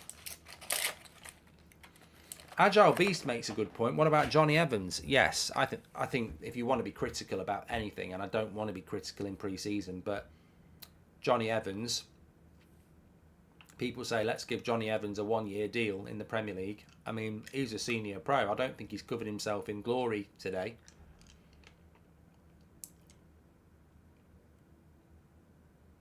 I don't think he's been crap, but, you know, I think this nonsense that Johnny Evans is better than Maguire needs to stop. I'm not saying Maguire's the answer. I don't think he is, but I don't think Johnny Evans is either.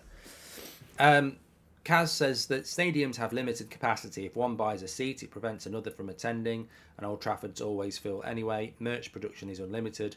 Equating buying tickets to buying merch is simplistic. No, it's not. Because that's not what people are saying. People are saying if you buy or wear a kit, you are basically a glazer.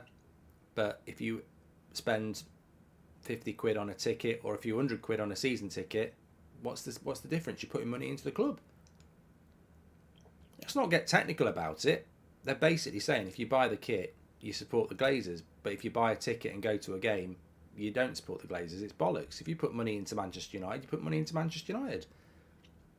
Which is why I don't agree with it. I don't think if you buy a kit or you go to a match, you support the Glazers, and I don't think if you don't, you're a super fan. I just think it's arguing amongst yourselves when you're meant to be. What's the point in arguing amongst yourselves when we're stronger together? That's what I've always said. So why start picking on United fans for doing things when actually we're not even united enough to create a big voice? Collier loses it on the edge of the box. Foul.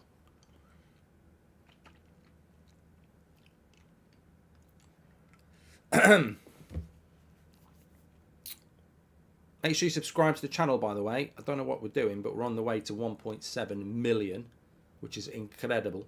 Here we go. We're only 14 subscribers away from 698. So make sure you subscribe, bottom right-hand corner. Let's see if we can hit 698 tonight.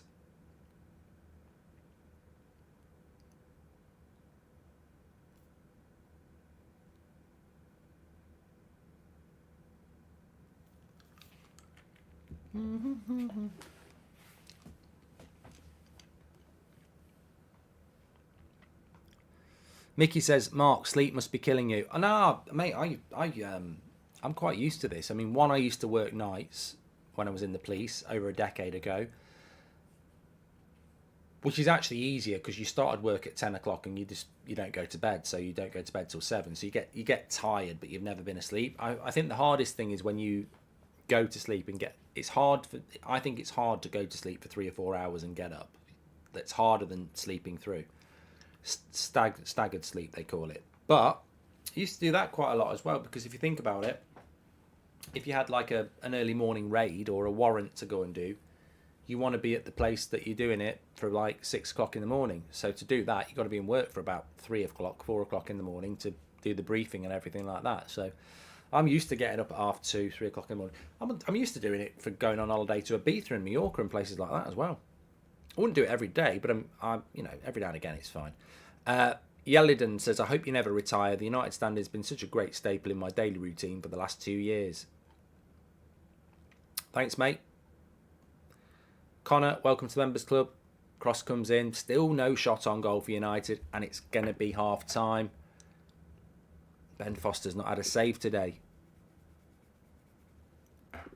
Hoyland looks much stronger than Hugo, same age, says Harry. Oh, mate, of course he is. Hugo hasn't been playing in Serie A, has he? As a starting striker.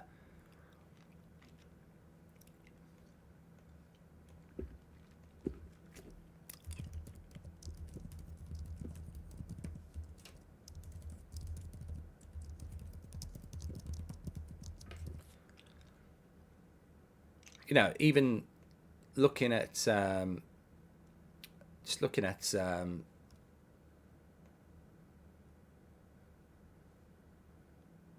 of the responses to my tweet. None look ready for first team football, says Rune.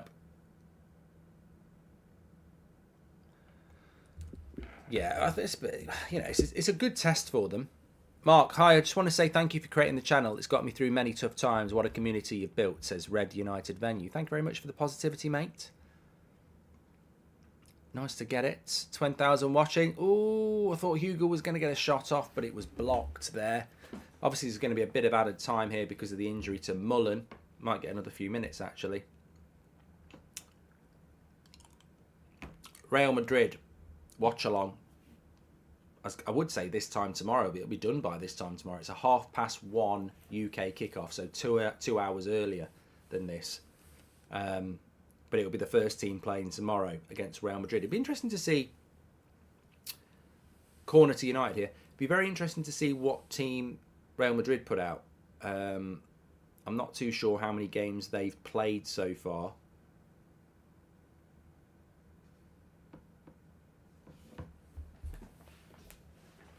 We tend to be a little bit ahead of the Serie A, the La Liga teams, because their league doesn't start until a week or two after us. But so I fancy us to win tomorrow. I bought tickets for this game and decided to refund because there was no first team players. They should have announced that no first team players would play, says Mikael. They did. Well, I don't know where you live, Mikael, but they did it very, very quickly over here. I mean, literally, I think they announced it, and very quickly they said it was going to be under 23s. Can't believe I spent $350 to watch our under 21 lose to Wrexham. Thank you, Man United, says William. Yeah, it sounds like a little bit of bad advertising in America, because in the UK, we definitely, I remember it very quickly when they announced the game against Wrexham. They very quickly said it was going to be a youth team playing, but I don't know anywhere else. So if you have bought a ticket thinking that you were going to see the first team, I feel for you. I feel for you.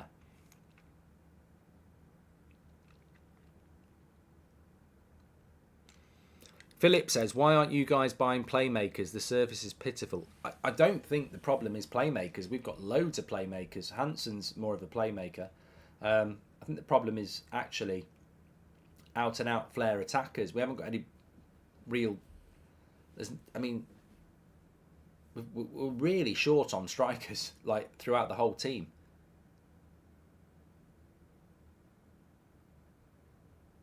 Here's Hannibal. You have to work that wide. Gerardo, put the cross in. Put it in again. Wrexham clear it. Very well organised, Wrexham.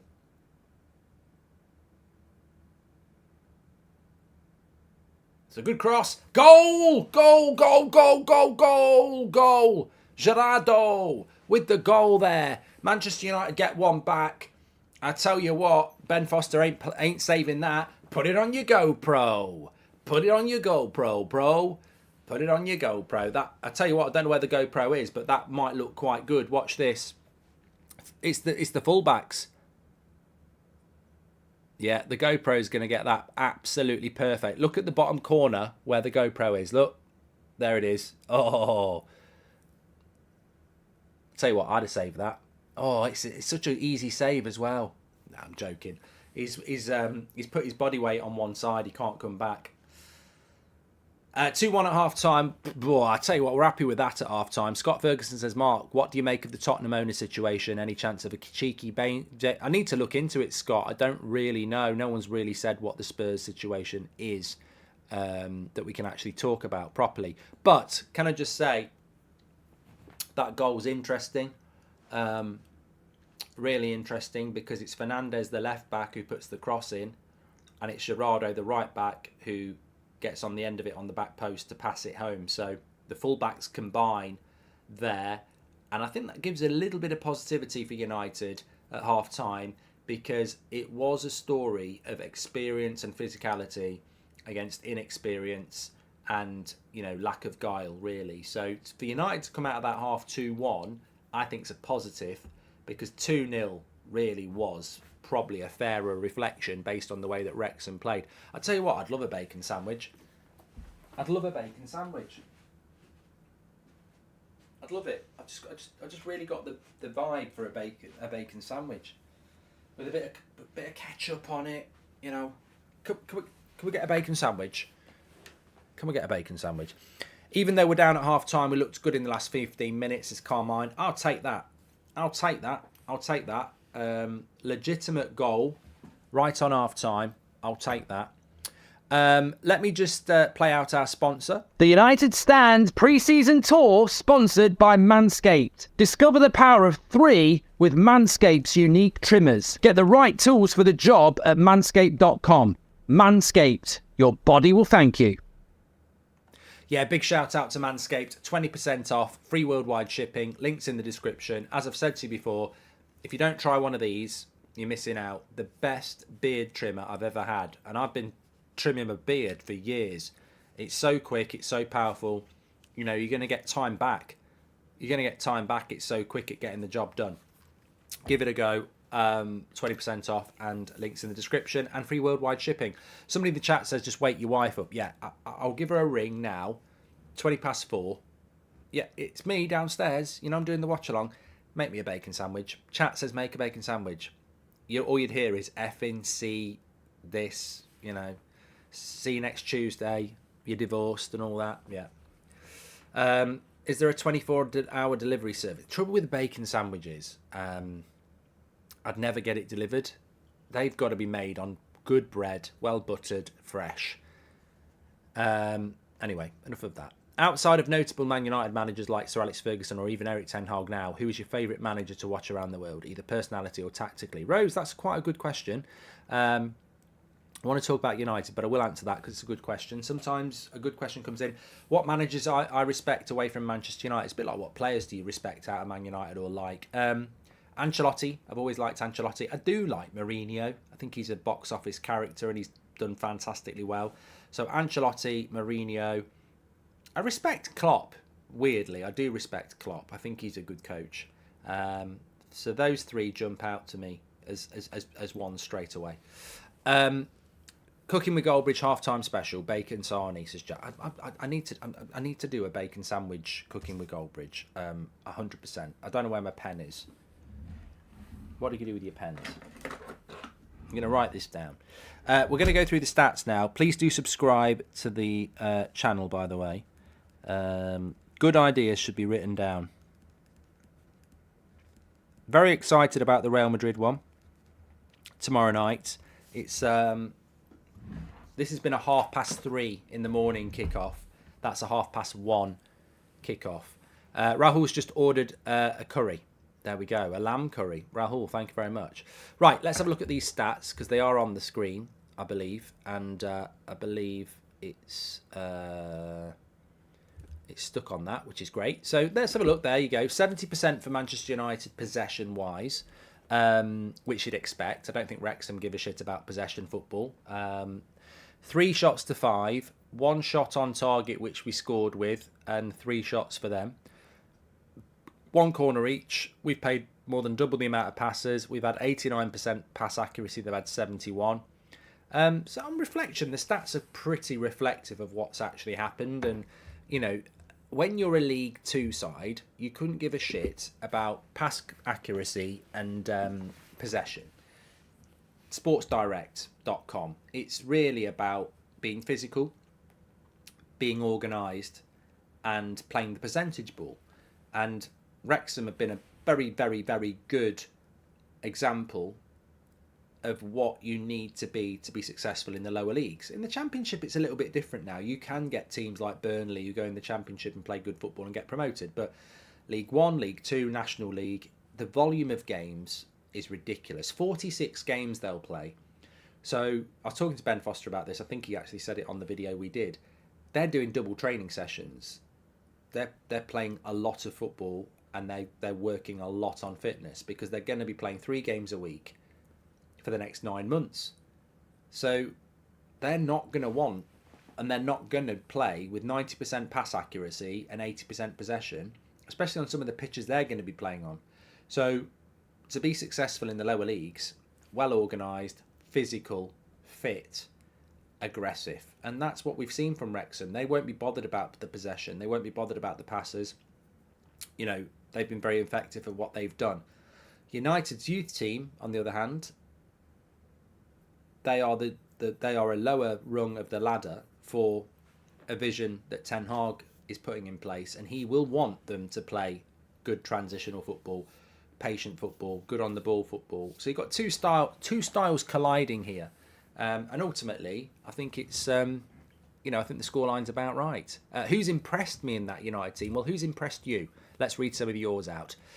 Lemon's going to his first game in Vegas. Hopefully we see Onana soon. Yeah, we'll see Onana tomorrow. I can't wait, mate. Absolutely can't wait for that. We will see Onana tomorrow night. And that's going to be worth watching the Real Madrid and Dortmund games alone, because I couldn't give a shit who starts in the team and it'll be a good team. But watching Onana in goal is going to be eye-opening tomorrow, because it's just going to be something we've not seen at United for a very long time. So that will be really interesting. he might concede 3 or 4 goals. He might be man of the match, but he'll still play in a way where we'll go, this is interesting. It's a new United. Javi has gifted a membership. Thank you very much. Do you remember the Hoyland deal will stall as we may bid less than Atalanta want? Padula recently tweeted that the fee will not need to be 70 plus 5, says Daly. I don't believe all that, to be honest. Mark, how come we've never seen your wife? Because she doesn't want to talk to any of you, Beth Step Bro.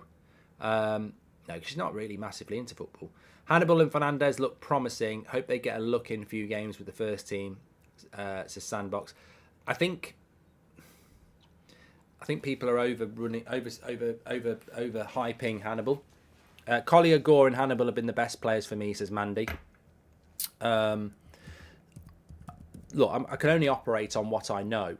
Hannibal is going to be 21 next season. I think around Christmas time he's 21. He didn't have the loan at Birmingham that many people hoped he would have. He's not on the verge of the first team like Mainu, and the best thing we can hope for with Hannibal, Andy, welcome to the Members Club, is that he goes on loan and stays at United, because there's even talk that they might sell him. I think what'll happen is he'll go on loan again, and there's still a chance that he can end up being a United player of the future there, but he's not. Hannibal's approaching that point where you end up getting sold. But he's a good player, but I just don't think he's in Ten Hag's plans to be. It's like Decky says, it's like Charlie Savage, isn't it? It doesn't mean you're a bad player because you go to Reading or Zidane Iqbal or Elanga. It doesn't mean you're a bad player. It just means that the manager doesn't quite think that you've got a future as a Man United first teamer, and that's the thing. I think it's a mindset, isn't it? I like Hannibal. I think he's a good player. Do I think he's going to be a Man United first team player? No. So why keep him? And that's what Ten Hag. That's sort of what I'm trying to get across here. He has been one of our better players. I like Collier. Collier stood out for me. I said him before the game. He stood out as the holding midfielder. Gore's been decent when we've got him on the ball. The midfield three have done quite well. We've not really got the attackers in the game. Sankadeep says, look, Shoretire, I don't know what his age is, but I've not seen him do anything impressive. He's looked okay, but, he's miles away off the first team at the moment. Again, you'd be looking at a loan deal, wouldn't you? People having reality check on Johnny Evans today, says Sankadeep. Yeah, it's pre-season. I don't want to spend time in pre-season taking a pop, but at the end of the day, some of us have got up at 3:30 in the morning to watch this game. And Johnny Evans will play better in a team that's got Martinez and Wan-Bissaka and Luke Shaw in it than he will in a team where he's playing with kids. But I don't for 1 minute think that Johnny Evans is better than Harry Maguire. And I don't think Harry Maguire is good enough. So that's how I would put it. Manchester is red, says Fernandez. It's interesting about Fernandez, the left back, isn't it? I think Ten Hag rates Fernandez.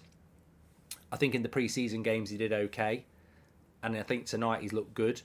He's an interesting player, Fernandez. Obviously, Brandon Williams is probably slightly ahead of him, but I don't think he's massively far off. And I think, again, another good loan for him could be really, really important. Welcome to Members Club, Andy Boyce. Appreciate that. And make sure you smash a like on the video and subscribe. Wakey. And well done to everybody who's watching this stream today. Can I just say well done? For me, I think I'm going to look back on this like there's a few streams I do every year that I really look back on with immense joy. The Super Bowl, because it's something different. And it's on a Sunday night, and it goes from 11 o'clock at night until about 4 o'clock in the morning. And it's just a unique one time a year. The charity stream we do in November, where, I think we consistently raise about £30,000 in 12 hours. And I'm going to look back on this as well, getting up at 3 o'clock in the morning to watch a United game, interacting with people. We're only here once. I like things like this, that are just a little bit out of the ordinary. It feels like it's just us, our community. I've really enjoyed it. So, and as I said, you know what? We can talk about who's a real fan We can talk about don't do this, don't go to games. I mean, I just don't believe in that sort of language. We're all United fans, and we should be trying to unite, not divide. I mean, this constant appeal for people to hate each other and dislike these people that they've never met and they don't want to work with. Fucking hell, just grow up. And, you know, having got up at 3 o'clock in the morning to watch this, it ain't easy. It's not easy to get on a plane every bloody time United are playing and fly over to watch a game, but people do it. We've got some amazingly dedicated football fans who watch Manchester United fans who watch Manchester United. Whether you're walking 5 minutes down the road, whether you're going home and away every single game, Europe and everything, whether you're flying into Old Trafford to watch games and other games, whether you're getting up at 3 o'clock in the morning from different places in the world for 9 months, there's an incredible devotion to this football club, and that should be celebrated. We should not be trying to divide our fan base because somebody wants to wear an away kit or someone wants to buy a season ticket. You know, who are you? Who made you judge and jury? Who made you Judge Judy? You know, we should be embracing our diversity and different opinions in the fan base to unite against the Glazers. We should not be dividing the fan base on myth and legend to make yourself feel better and have an exclusive club of fans. Bullshit. Mark, shout out for being up and going live, says Sachin. Well, I don't want to shout out. You know, people are doing this, like I say, for 9 months of the year. Mark says this match was easy for me to get up for. Real Madrid may not be so easy. This is the hardest one for me to get up for because it's one where you go to sleep. So I went to sleep I tried to go to sleep at 10 o'clock last night. Never going to work. Ended up watching YouTube. Love from the West Coast, Mark. So I went to sleep, got to sleep at about midnight, and then my alarm goes off at 2:30, and then you got to get up. Whereas Real Madrid tomorrow, I won't go to sleep first. I'll just stay up for that. Which I'll be tired, but I think I'd rather be tired and stay up than wake up. Great to watch you live before work rather than catch up, says Paul Crampton, who's a postie. How early do postmen have to get up now, Paul? Can't remember the olden days when the milkman. Not when he used to come round and shag your mum or anything like that. Not that doesn't happen with mine. It's a cliche, but the milkman used to be up really early, driving around, delivering his milk. Let's have a look here. Do you think you'll get an interview after the game? Emma, welcome to the Members Club. Do I think we'll get an interview after the game? You don't know. I don't know. Hopefully Fozzie will do one. So yeah, make sure you subscribe. Hopefully we'll get that for you. This match was easy to get up for. Done that one. Thank you for what you do, says Reb. This is how we feel in India for every game, says Kanishka. I know, respect, massive respect. Fernandez got the assist, says Beth Stepbro. Ziad says we appreciate you going live at this time. Jacob retracted. Okay, I think we're all caught up there. Thanks for all your super chats, by the way. Thank you and welcome to all the members. 13,000 people watching. It's actually going up. Malassia's barely crosses. Promote Fernandez, says Best Step Bro. Second half's just about to kick off, by the way.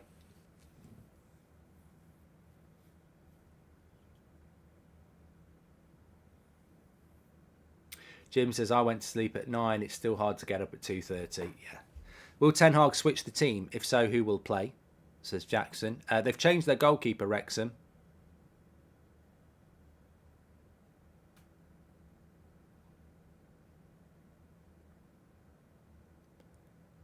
Is that the goalkeeper? I always... Jacob, thank you. There was a goalkeeper who was in goal for Wrexham who got injured in the last month, and then Foster came in. And I always think, I don't know whether that's the keeper. I think it might be. Somebody in the chat help us here, because I'm not totally au fait with Wrexham, but basically Ben Foster came in for the last month, but Wrexham were going to get promoted anyway, and obviously he got all the buzz. And I always felt that the keeper that he replaced must have been like, you wanker, because, yeah, he was the goalkeeper and now Ben Foster is. It's tough, isn't it? Hi, Mark. I personally think it's crazy how Mbappe has checkmated PSG for transfers since his first move to the club on a loan, says Lewis Ward. Jacob, thank you very much. Welcome to your chat. Left my wife on engagement day, got married off season, and son was born on the 5th, the 3rd, the 12th instead of the 4th, the 3rd, 12th. United playing in the first and third case. Wife had C-section, says Matt. Bloody hell. And hi, Mark. I'm at the match. The fans booing are mostly fans of Premier League clubs that don't like United. The away kits are dreadful. Cheers, says United AV.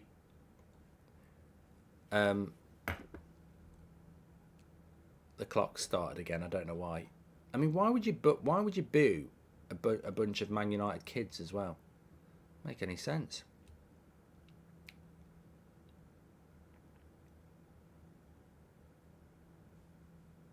Rashford or Højlund, more starts at striker, says Andrew. Well, we've got to start our striker yet. Got to sign him yet.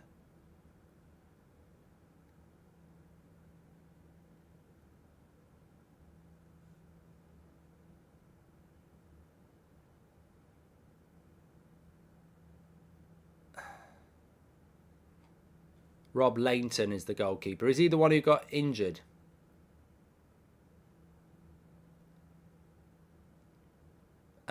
You'll see any changes from the teams in a minute. It will start refreshing, but Wrexham look like they've only changed the goalkeeper by the looks of it.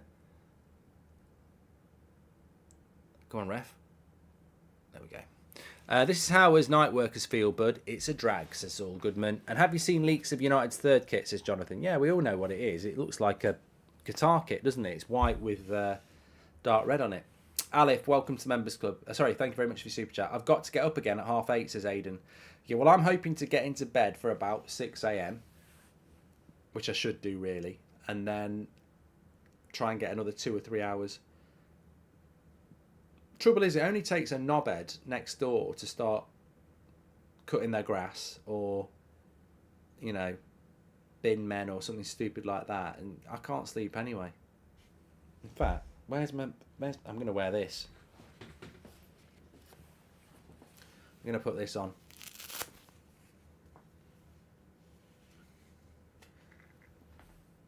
I can't see anything.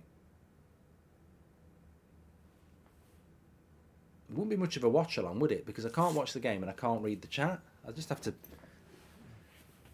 I don't know. Have you seen leaks of the United third kit? I've done that one. So, I need to get the stats carousel moving along here. I don't know why it's not.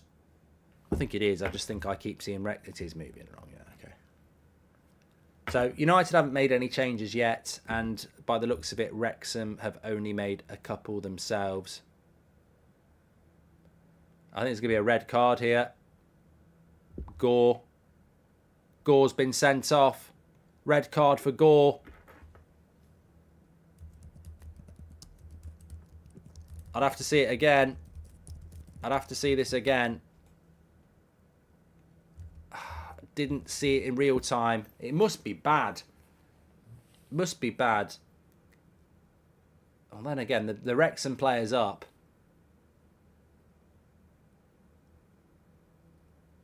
I mean, you shouldn't be giving a red card in a pre-season game. It's a pre-season game, mate. You just fucking ruined the second half for everybody. Nah, I don't think that's a red. I mean,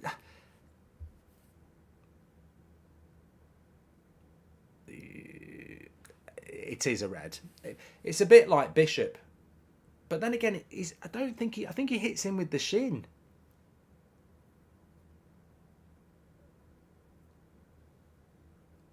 You shouldn't be tackling like that in a pre-season game, right? But it's exuberance, it's adrenaline, and look, from the referee's point of view, it's a bloody pre-season game. I just think it's a bit over the top. I mean, Arteta and Pep would be going mad. It's very reckless. His studs are up, but you know,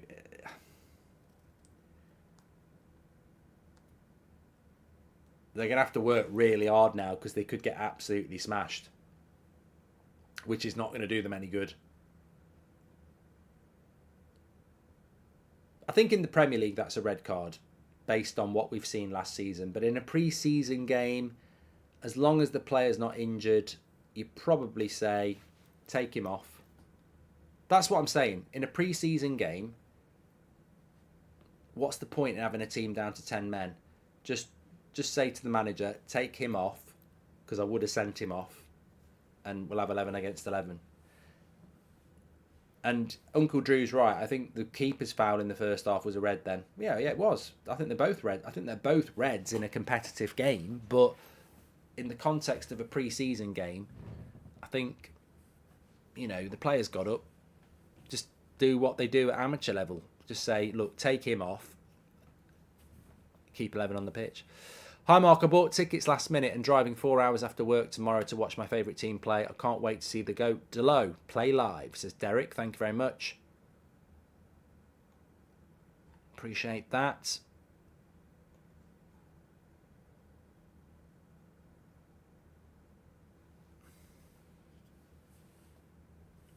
I'm not for 1 minute saying that the tackle's out of control. He is out of control, and I think in the Premier League, you're always going to, even I've been converted to that. I don't like it, but, you are going to get a red card for that sort of a decision these days. But in a pre-season friendly, I think it's a little bit over the top. It's a friendly light, says just Keevan said. Exactly.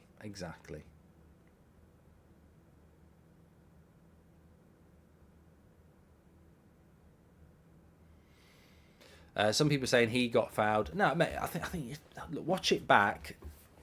Understand the guidelines that referees are given about being out of control and reckless. Some people are saying it's not two-footed. That's nothing to do with it. It can be one-footed. His studs are on show. I can see why they give red cards for it. I don't agree with it, but we've seen loads of those in the Premier League. Player's gone down like he's been shot. That's going to be a red in the Premier League with a lot of referees. But I just think in the context of a pre-season game, keep 11 people on the pitch and sub him off. He's given a lot of yellow cards now. He's just booked Fernandez as well. So the refs are prat, really. Going to the game tomorrow, Mark. Wish you were here in Texas. Then Barcelona, Real Madrid on Saturday, says Abraham. And Isaiah says, I drove to Toronto, New York with mates for my first game. I hope you enjoyed it, mate.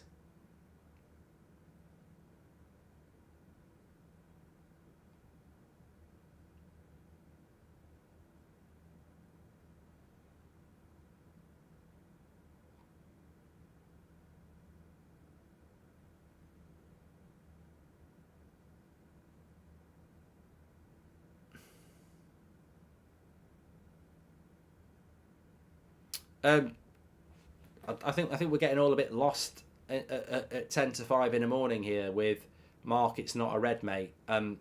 Hate to inform you, it is a red because he's been sent off. So you can have an opinion that it's not a red, and as I said, I wouldn't have sent him off in a pre-season game. But technically, I think if that happens in the Premier League, we've had 2 sent off. I think Bishop would have gone for the first half, and I think because he was the last man, and I think Gore probably would get sent off in the Premier League. So it's disappointing in a pre-season game, but could be quite character building for some of these players. I don't know.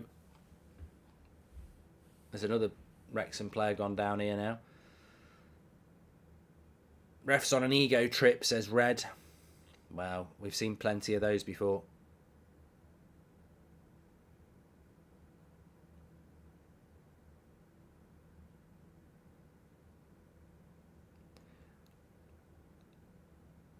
Be good to see. As I said, I think I like Gore, and I think he's got a potential, and I'd like to see him. I'd like to see him get a championship loan, because he likes to. Look. Obviously, there's always a negative when you get a red card. The positive is he likes to put a bloody tackle in. Not everybody wants to put a tackle in. John says the youth seem a little bit excited. Well, they want it. It's a big crowd for them, isn't it? They want to prove themselves. Jacob says, where do you rate Rooney in top all-time Man United players? in the top 10. Disagree with you on that one. I don't see the Gore Challenge as a red in the Premier League, says Ben. That's absolutely fine, mate. I'm not going to get into debate for you. I think in the red... I mean, I don't know what we're talking about, Ben. I mean, you've drawn me in. Well done. You don't see that Gore tackle as a red card in the Premier League. You see Casemiro's. I mean, literally, there was a player in our team who got a red card for less. So, of course, it would be a red card in the Premier League. Not 100% at the time, but I think a good proportion would give a red. Studs were up. I don't agree with red cards being given out for those sort of tackles necessarily, but it would be. That was worse than what Casemiro did. Casemiro won the bloody ball and his foot went over the top of the ball through momentum. It wasn't through intent.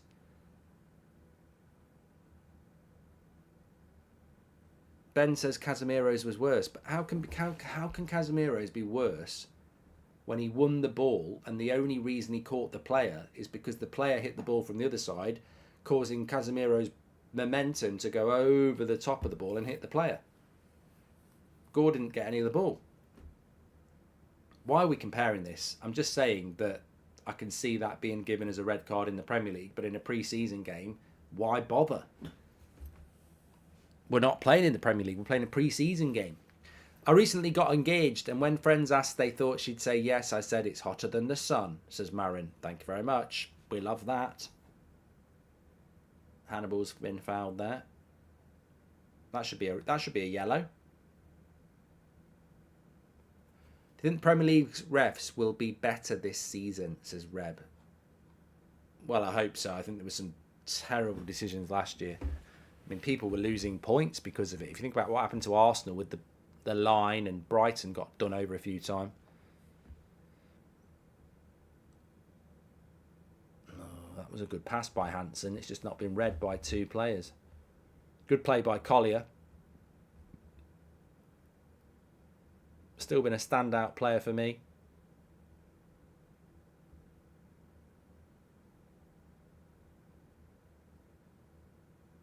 We've been good in the possession sense and retaining the ball, but there's not been much threat. I think that's been the problem.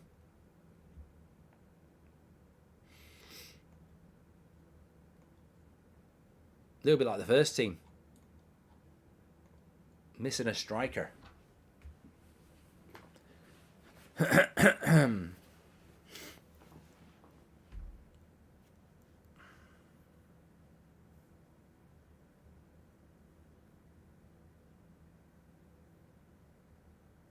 Good play by Hansen. Turns his man. Pass again. Not quite up to it. Well, the refs should be better. They can't get much worse than last season, says Arjun. And Neil says, hi Mark, I'm watching at 10 p.m. and after seeing the red, I feel like going to bed, but I will support the youth. Can't wait for Wan-Bissaka versus Vinny tomorrow. Well, we don't know who's going to play for Real Madrid, do we? I'm going to have a quick look at that in a minute. Mark, can you call my friend Chwal a Glazer lover, says Jose. Thank you very much for that. Okay, let's have a look at Real Madrid. So Real Madrid have played the game.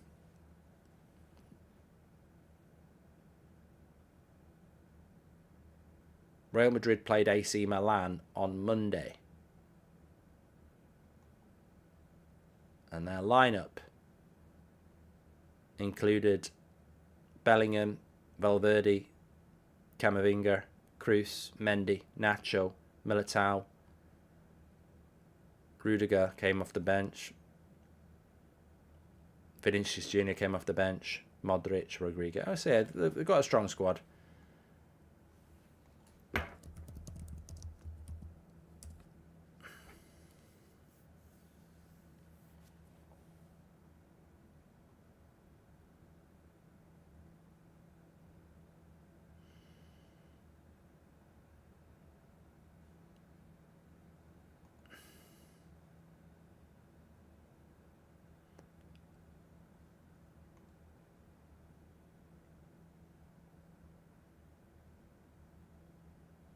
There we go. Good take by Bishop. I don't care if the Premier League referees are good, but they need to be more consistent, says Stephen Rossi. Thank you very much. What's the best non-United game you watched live? Will United stand eventually try to cover under 21s or Man United's women? Also, what is the most basic improvement at Old Trafford? That's a lot of questions, Rohit. Bloody hell. It's like being married. I'm not answering all of that.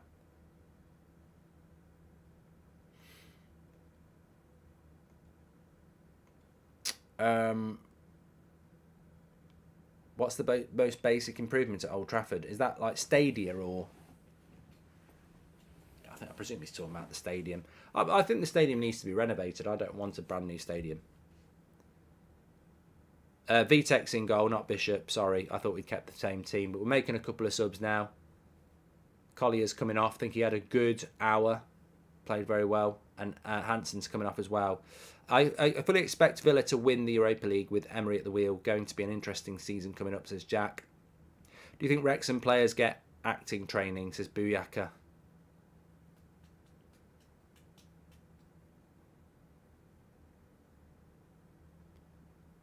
And looking forward to Aaron Wan-Bissaka versus Vinny. Says it's CJR. There you go, another one. Of course, they might not play on the same half, but we'll have to see.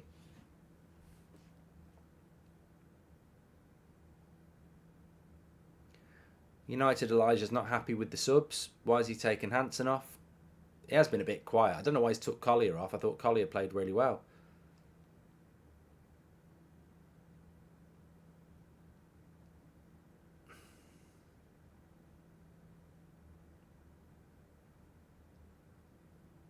So Collier and Hansen have come off, and Ajafri and Oyedeli have come on.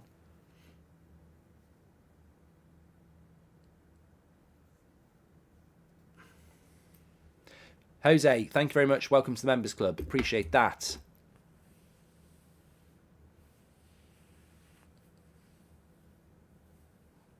Well, here's one for you. When we play Dortmund on Sunday night, will Sabitzer play for Dortmund? Is he on the tour? Maguire swap for Tammy Abraham, homegrown solver, says 5 Cantonars. Yeah, Maguire ain't going to leave it, go to Italy, is he?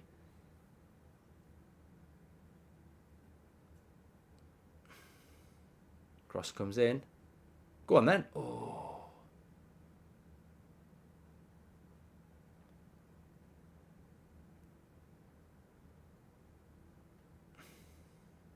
What's going to happen with the Wrexham goalkeeper situation then? Because they've got this guy who was number 1. Then they've brought Foster in. And I think they've got another goalkeeper, haven't they? You can't not put Foster in goal. English National Football TV.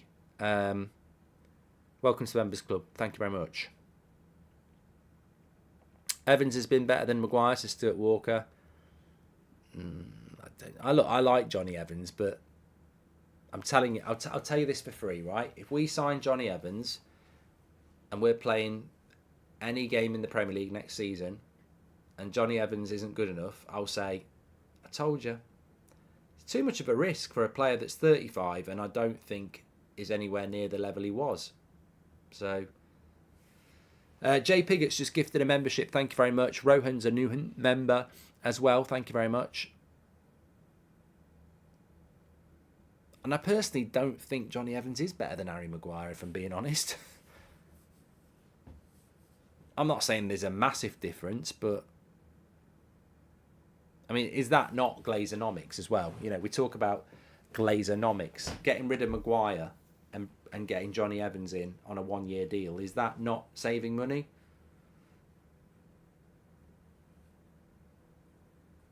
Really, if Maguire goes, you should be bringing in... Well, we can't bring Kim Min-jae in, but Disasi or someone like that. The subs are changing on the stats carousel for you as well, so you can see the amount of subs we've had. Obviously, Daniel Gore has been sent off, but another yellow... Oh, no, he's not given a yellow card.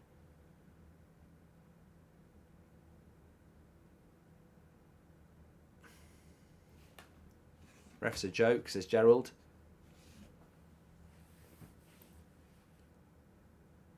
From Kim Min-jae to Johnny Evans, says Moa. Morning, Mark, says Rod. Well, I've never thought about that. People might be getting up and tuning in. If you've been part of the hardcore, we've been going for 2 hours. Literally been going for 2 hours. We started at 3 o'clock. It's nearly 5 o'clock now.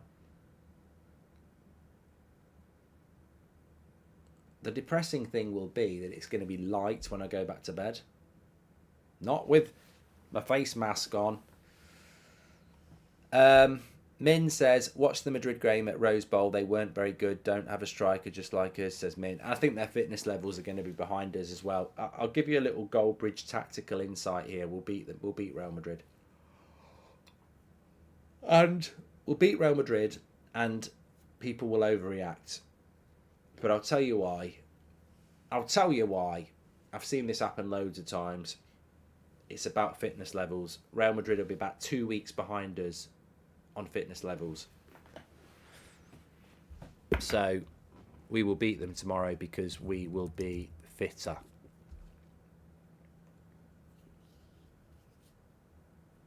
I mean, they don't play their first game of the season until... oh no, they start on the 12th. Scrub that. Real Madrid start their season the same week as we do. Okay. That's not normal. They play Athletic Club on the 12th of August. In fact, they start their season before us. There we go. That doesn't normally happen. They normally start a little bit later than us. Mark, before the United stand or when you were a kid, do you remember waking up this early to watch any US shows or WWE, says Akil? And if you were Mbappe, would you take the deal, says John? I wouldn't take the deal if it was Mbappe, no. I didn't used to get up early unless I was going on holiday, but I did used to stay up late watching WrestleMania and Royal Rumble and that. That used to go on till about 4 o'clock in the morning. Stuart Walker says, yes, it's Glazonomics, but it's going to be that until they're gone. Also, Hannibal has been the standout player for me, says Stuart Walker. Nice to have an Av game for us here in New Zealand, says Albea.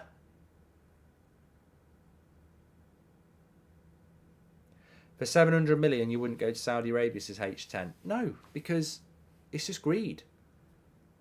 I mean, people are acting like I would go to Saudi Arabia for 700 million euros. Of course you would, but you're acting like Kylian Mbappe hasn't been paid $1 million a week at PSG for the last couple of years. Like, he's already loaded. His legacy is football. Why lose a year of your career in Saudi Arabia making 700 million? For me, people go, it's life-changing money for Mbappe. Fuck off. He's already made life-changing money. Like, no, I wouldn't go. I'd be like, no, I want to play in the Champions League. I'll go to Saudi Arabia when I'm in my 30s. I want to play in the Champions League. I want to play in the best league.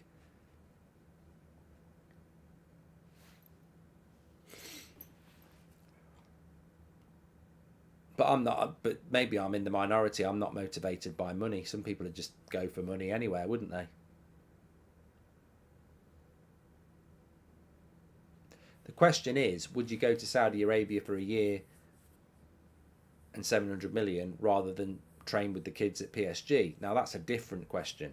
There has to be a way out. If it's training with the kids at PSG, you may as well go to Saudi Arabia, yes. England National Football Team. Is United being bought by Saudi Arabia? No. No. They can't buy us because they bought Newcastle. Newcastle are going to benefit big time as well. Guarantee you'll start to see players going to Newcastle from Saudi Arabia in a year's time. They'll have the pick. Why are some of the kids not wearing shin guards? Says why? Because they're bloody stupid. Tell you what, I've got a massive hole in my shin. You'd fucking wear shin pads if you had what happened to my shin, I'm telling you now. Might look cool, might look hipster. This doesn't look cool when you fucking get a big hole in your shin.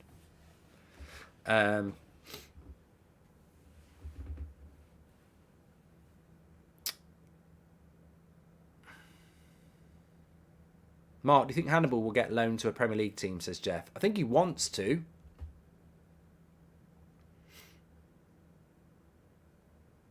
I don't know whether he will. Another couple of subs for United here. Here comes Charlie McNeil. We haven't seen him at all for ages. He was the big hope of the youth team, and he still could be, but scored a hell of a lot of goals throughout his youth career, Charlie McNeil. Can he make that adaptation to senior football?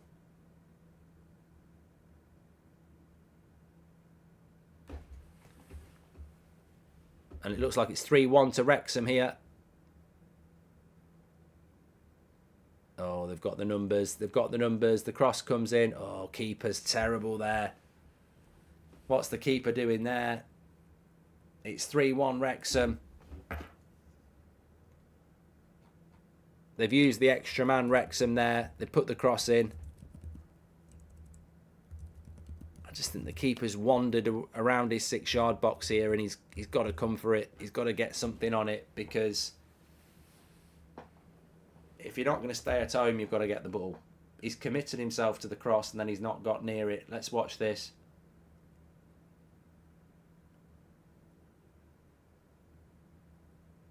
Well, to be fair, that's offside, because there's a player in the middle who interferes with the goalkeeper. But you're never going to get an offside in this level. The number 16 goes for the ball. That's offside. He's interfering with play. The goal scorer is not offside, but the guy, basically, cross comes in. There's a striker who's offside. He goes to head it. The keeper reacts. He doesn't head it, and then someone else hods it in. Premier League, that'd be an offside. Were you surprised that Laird was sold to Axel? No, not really. I think that, you know, not everyone's going to make it at Man United, are they?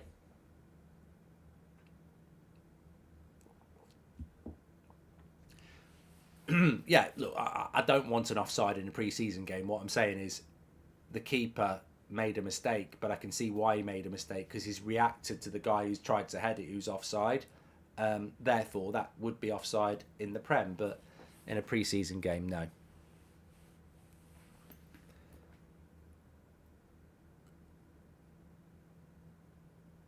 Johnny Evans getting a bit of stick in the chat. Well, I'll certainly talk about him in the match reaction.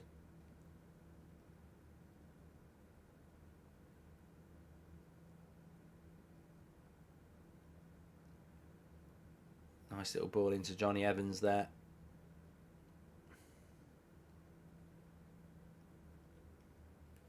It's been a humbling. Well, you know what, as well, Ben Foster was absolutely spot on in the preview, wasn't he? Comfortable. Rather win Conference League or the Carabao Cup, says Finn. Carabao Cup. Conference League is crap.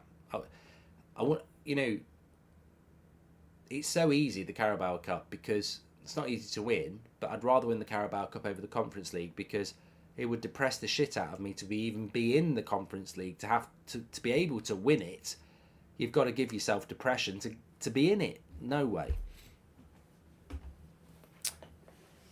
I do have no responsibility for this, but I do want to almost apologise to United fans that paid to go and watch this, because there seems to be a lot of people that thought they were paying to watch the first team, and it was very well advertised in the UK that when this came out, it was going to be a youth team. But all those people who've gone to watch this, you know, expecting a first team, there's obviously been some crossed wires there.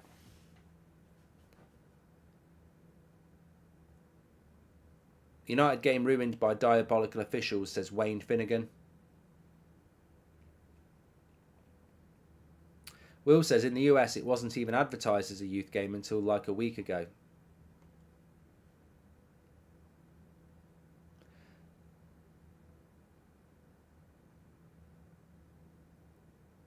Oh my God. Colin says it wasn't offside at home to Man City. Colin, what are you doing? What are you doing? Trolling on a United channel that's watching a game at 4 or 5 o'clock in the morning. That's dedication. And it was a super chat. Please do subscribe. We're on 698,000. We're closing in on 1.7 million. I don't know how many people are going to watch the Real Madrid game tomorrow, but we could technically get to 1.7 million tomorrow. Yeah, it will be tomorrow night, even though, yeah, it will still be there. So, bottom right-hand corner to subscribe. Thank you, everyone, for tuning in. It's 8 minutes past 5. I'd be very... It's the time... It's Gary Neville. Gary Neville will be up now. It's what time Gary Neville gets up. Attack of the day. Imagine getting up at 5 o'clock every day. The only time I get up at 5 o'clock in the morning is if I shit the bed. And that doesn't happen. Another sub for United.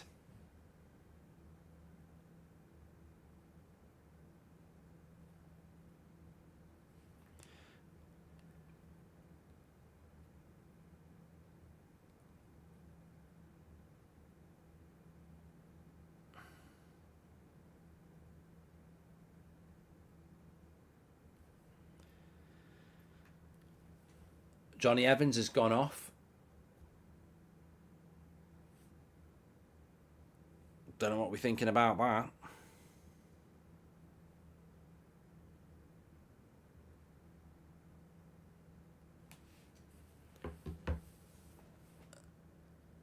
Our youth team was terrible last season. Can't believe we haven't put in any proper players. Stayed up all night and changed body clock for this, says Welshie. Well, setting off for work. Enjoy your day, Mark, says Connor. You too, mate. Take care. Stay safe. I don't follow the youth in relation to results or where they finish in the league or anything like that. I'm not going to pretend that I do. I know people who watch the youth quite a lot. And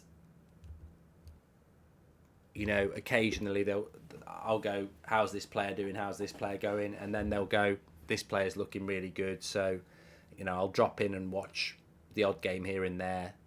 But I don't religiously follow the youth, and I certainly don't keep an eye on how they're doing in relation to the leagues unless they get to the final or something like that. But I don't think the youth setup in relation to results-wise is that good. I think we're more, at the moment, I think United's youth is more about individuals than it is having a good team. And that obviously Ten Hag will look to improve on that. So, you know, it's not like Man United's youth side is the best team in England. Here's Wrexham in again. Loads of queuing up. It's not a great ball. Are you mad that Wrexham are winning? Says England National Football. No. Best team in the Conference League, Juventus. Best team in Carabao, Man City. Liverpool as Arsenal. Obviously, Carabao goes hardest in the paint, says Derek. Thank you very much, Derek. Timothy says, Shane Gore was the only player I was really looking forward to watching this game. It's odd being on the other end of the clock today. Usually it's me in Australia watching games at your time, says Trill. Well, there's, you know what? People moaning about the result. People moaning about, you know, the youth or whatever. But I think there's I think that this has been a very positive experience anyway. To experience what so many of our fans do week in, week out between August and May. You know, getting up at 3 o'clock in the morning to watch actual Man United games a couple of times a week. It's, you know, it's a good experience. And not everybody will have done that. You know, I wonder how many of the top fans who slag people off are up watching this game. They won't all be up. So, you know, don't let anybody ever tell you you're not as important as anybody else. Because I guarantee you, not every UK-based United fan's up watching this. Not a chance. I've got work tomorrow. I'm not getting up at that time to watch the youth. And yet, you know, you buy an away kit and you're not a real fan. Kiss my arse. Stop being divisive. Be inclusive. The ref is about as useful as Mark against Burnley, says Alex. Oh, I haven't played any FIFA for ages, you know. I might play a bit of FIFA tonight before the Real Madrid game, actually.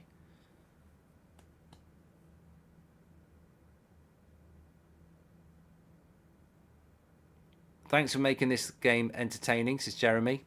You're very welcome, mate. Do you rate the away kit, says Isaac? No.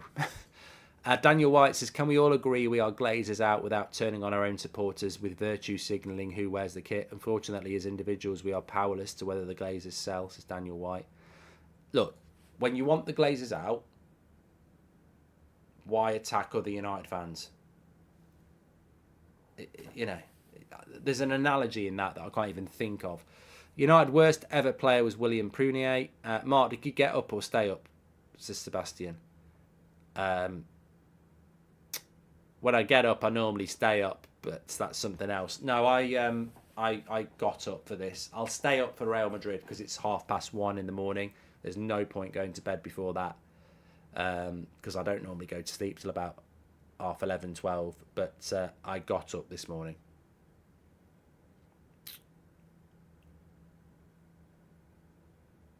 Nice ball. Keeper does well. Weren't weirdos on the Twitter last week clipping you and claimed you didn't like the youth, says Arturo. Yeah. Ero, thank you very much.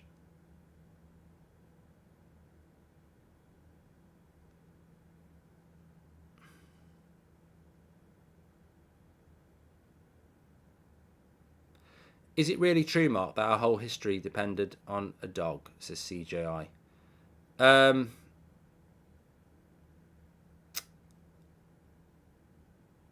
It's too early in the morning for me to fully remember that story, but there is a story about that, yeah. I work nights and I'm always still up at this time, says Billy.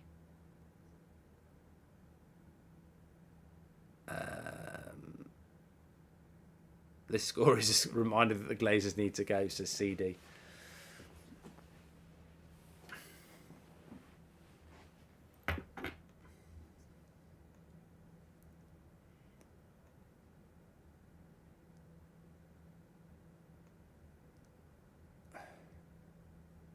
Apparently MUTV called Ben Foster a YouTuber. Probably just bitter that he comes on the United stand.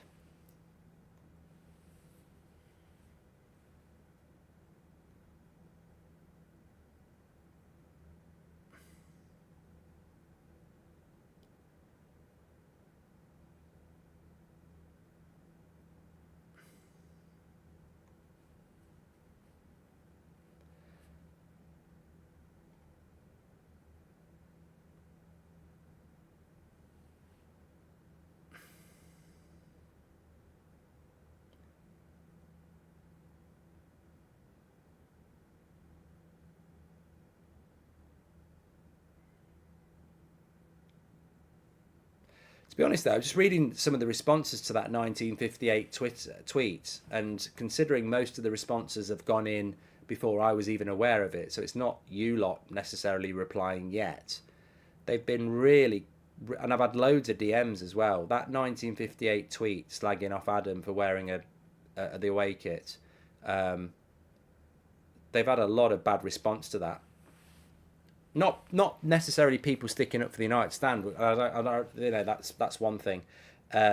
It's because people are saying, well, you're dividing the fan base. You're also misreading the room. You can't pick on somebody for wearing a United top when people have season tickets and have every right to buy a kit. You've not read the room. You're dividing the fan base. You should be uniting the fan base.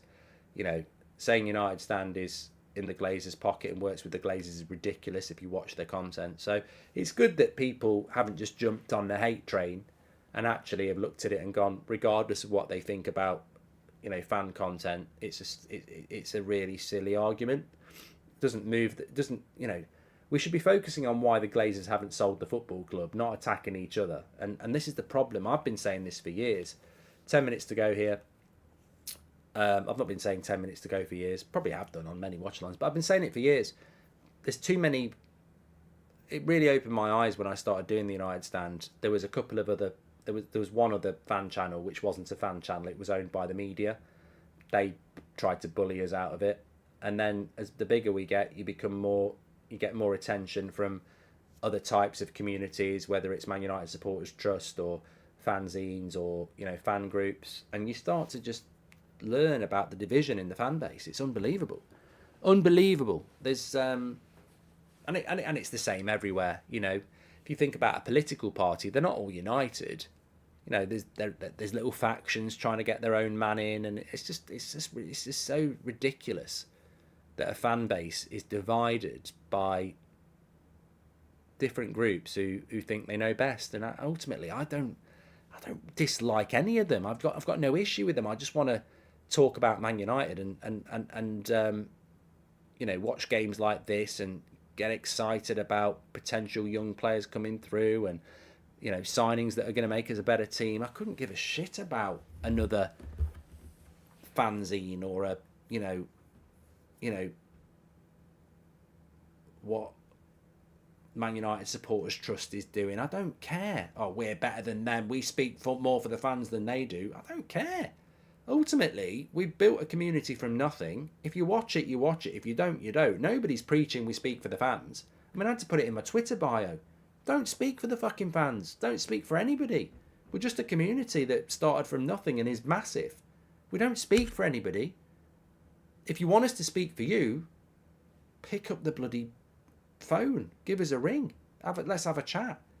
There's a lot of good this community can do, but it doesn't speak for people and it doesn't want to. And we don't want to be part of these bloody divisive actions. It's a community for everybody. And we're never going to get rid of the Glazers because people are too locked into their own. How many times have I said this to you? We'll never defeat the Glazers because we're too busy defeating ourselves. That should be a little quote. Marcus Aurelius would love that. But it's true. United fan base will never defeat the Glazers because we're too busy defeating ourselves. Too busy hating on ourselves. Because everybody in this fan base wants to be the voice. But everybody needs to be the voice. Everybody, not individually. Anyway, I've had my piece. United are going to lose this game to Wrexham. Probably not a surprise, but...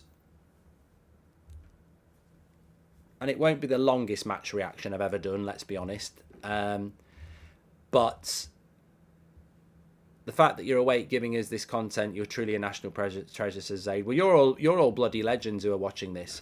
Thank you for your sympathy. I used to wake up at 5 a.m. to go to the bar to watch McFred lose to Everton to shut. I don't know how the worldwide fan base got up at 4, 5 o'clock in the morning, 3 o'clock in the morning to watch the last year of Van Gaal or the last 2 years of Solskjaer.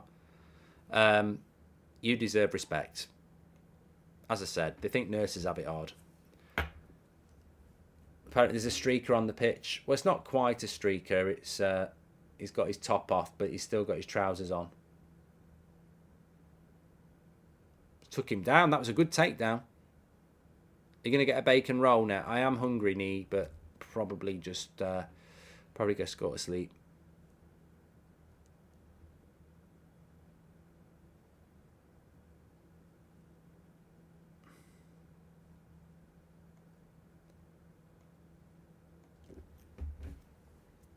Hannibal's having a drink. Yeah, so looking. Yeah, I mean, look, this is a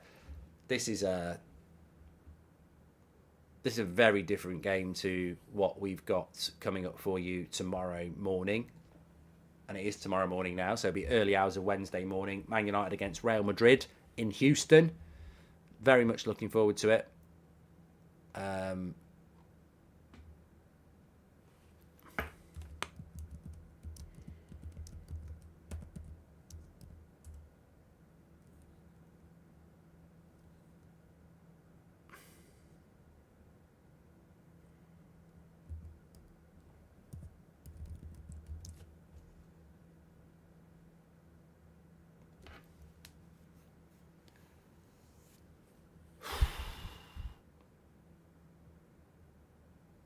Well, I'm thinking about all the people who are just going to wake up tomorrow and catch the highlights, and hardcore fans watch their team play. We are the hardcore legends, and we can live in that world. But what have we learned? I'll talk about that on the match reaction, but I think we've learned something about Johnny Evans that some people needed to learn. There's a couple of young players that hadn't really seen before that I've learned something about. There's a couple of young players that I think have got a future that have sort of proved that they might. And ultimately, I think we've also learned that Ben Foster was right for the first time in his life. No, that he was right. Akio says it's out of order to wish death on someone, though. Don't know what you're talking about, Akil. What's going on? Sebastian's going to be at the game tomorrow with the United Stand shirt. I tell you what, that's my ambition, is to look into the crowd at a game at some point and see somebody in some United Stand merch, because there's some lovely stuff. Why are we losing, says Michael. I've just tuned in. Because Wrexham are better than us. Ivan says, hi Mark, with it being the transfer window, who was the worst signing for you? Mine was Beppe. Never watched him or scouted him. Bizarre signing. Fellaini for me. People are going to hate on the United Stand with or without the Glazer Prats, says Tommy. Tommy! Zayn Miasi's here. Hope you're doing well, Zayn.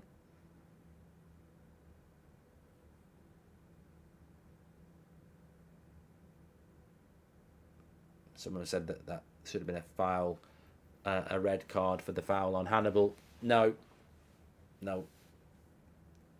We'll talk about the Gore red card in a moment.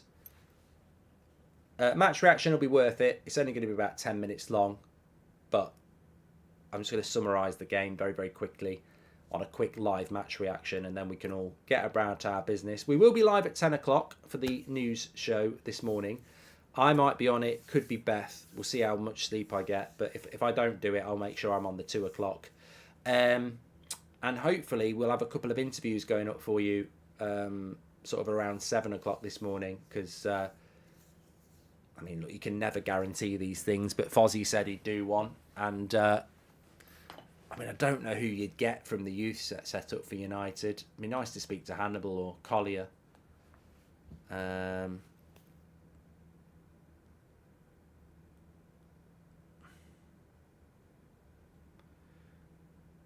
See what we can do.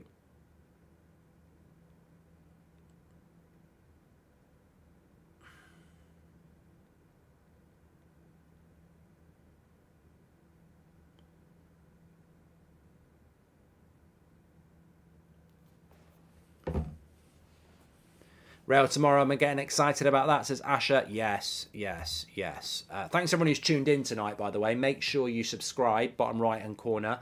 If you've enjoyed this, then I'm sure you're going to be with us tomorrow for Real Madrid. I tell you what, I'm going to take the piss out of people tomorrow night, because we've had a steady 12,000 watching tonight. If we've got 20,000 tomorrow, I'm going to be like, where were you, you bloody plastics? Where were you for the 3:30 kickoff? Where were you supporting the youth? Right? You're all there for fucking Real Madrid.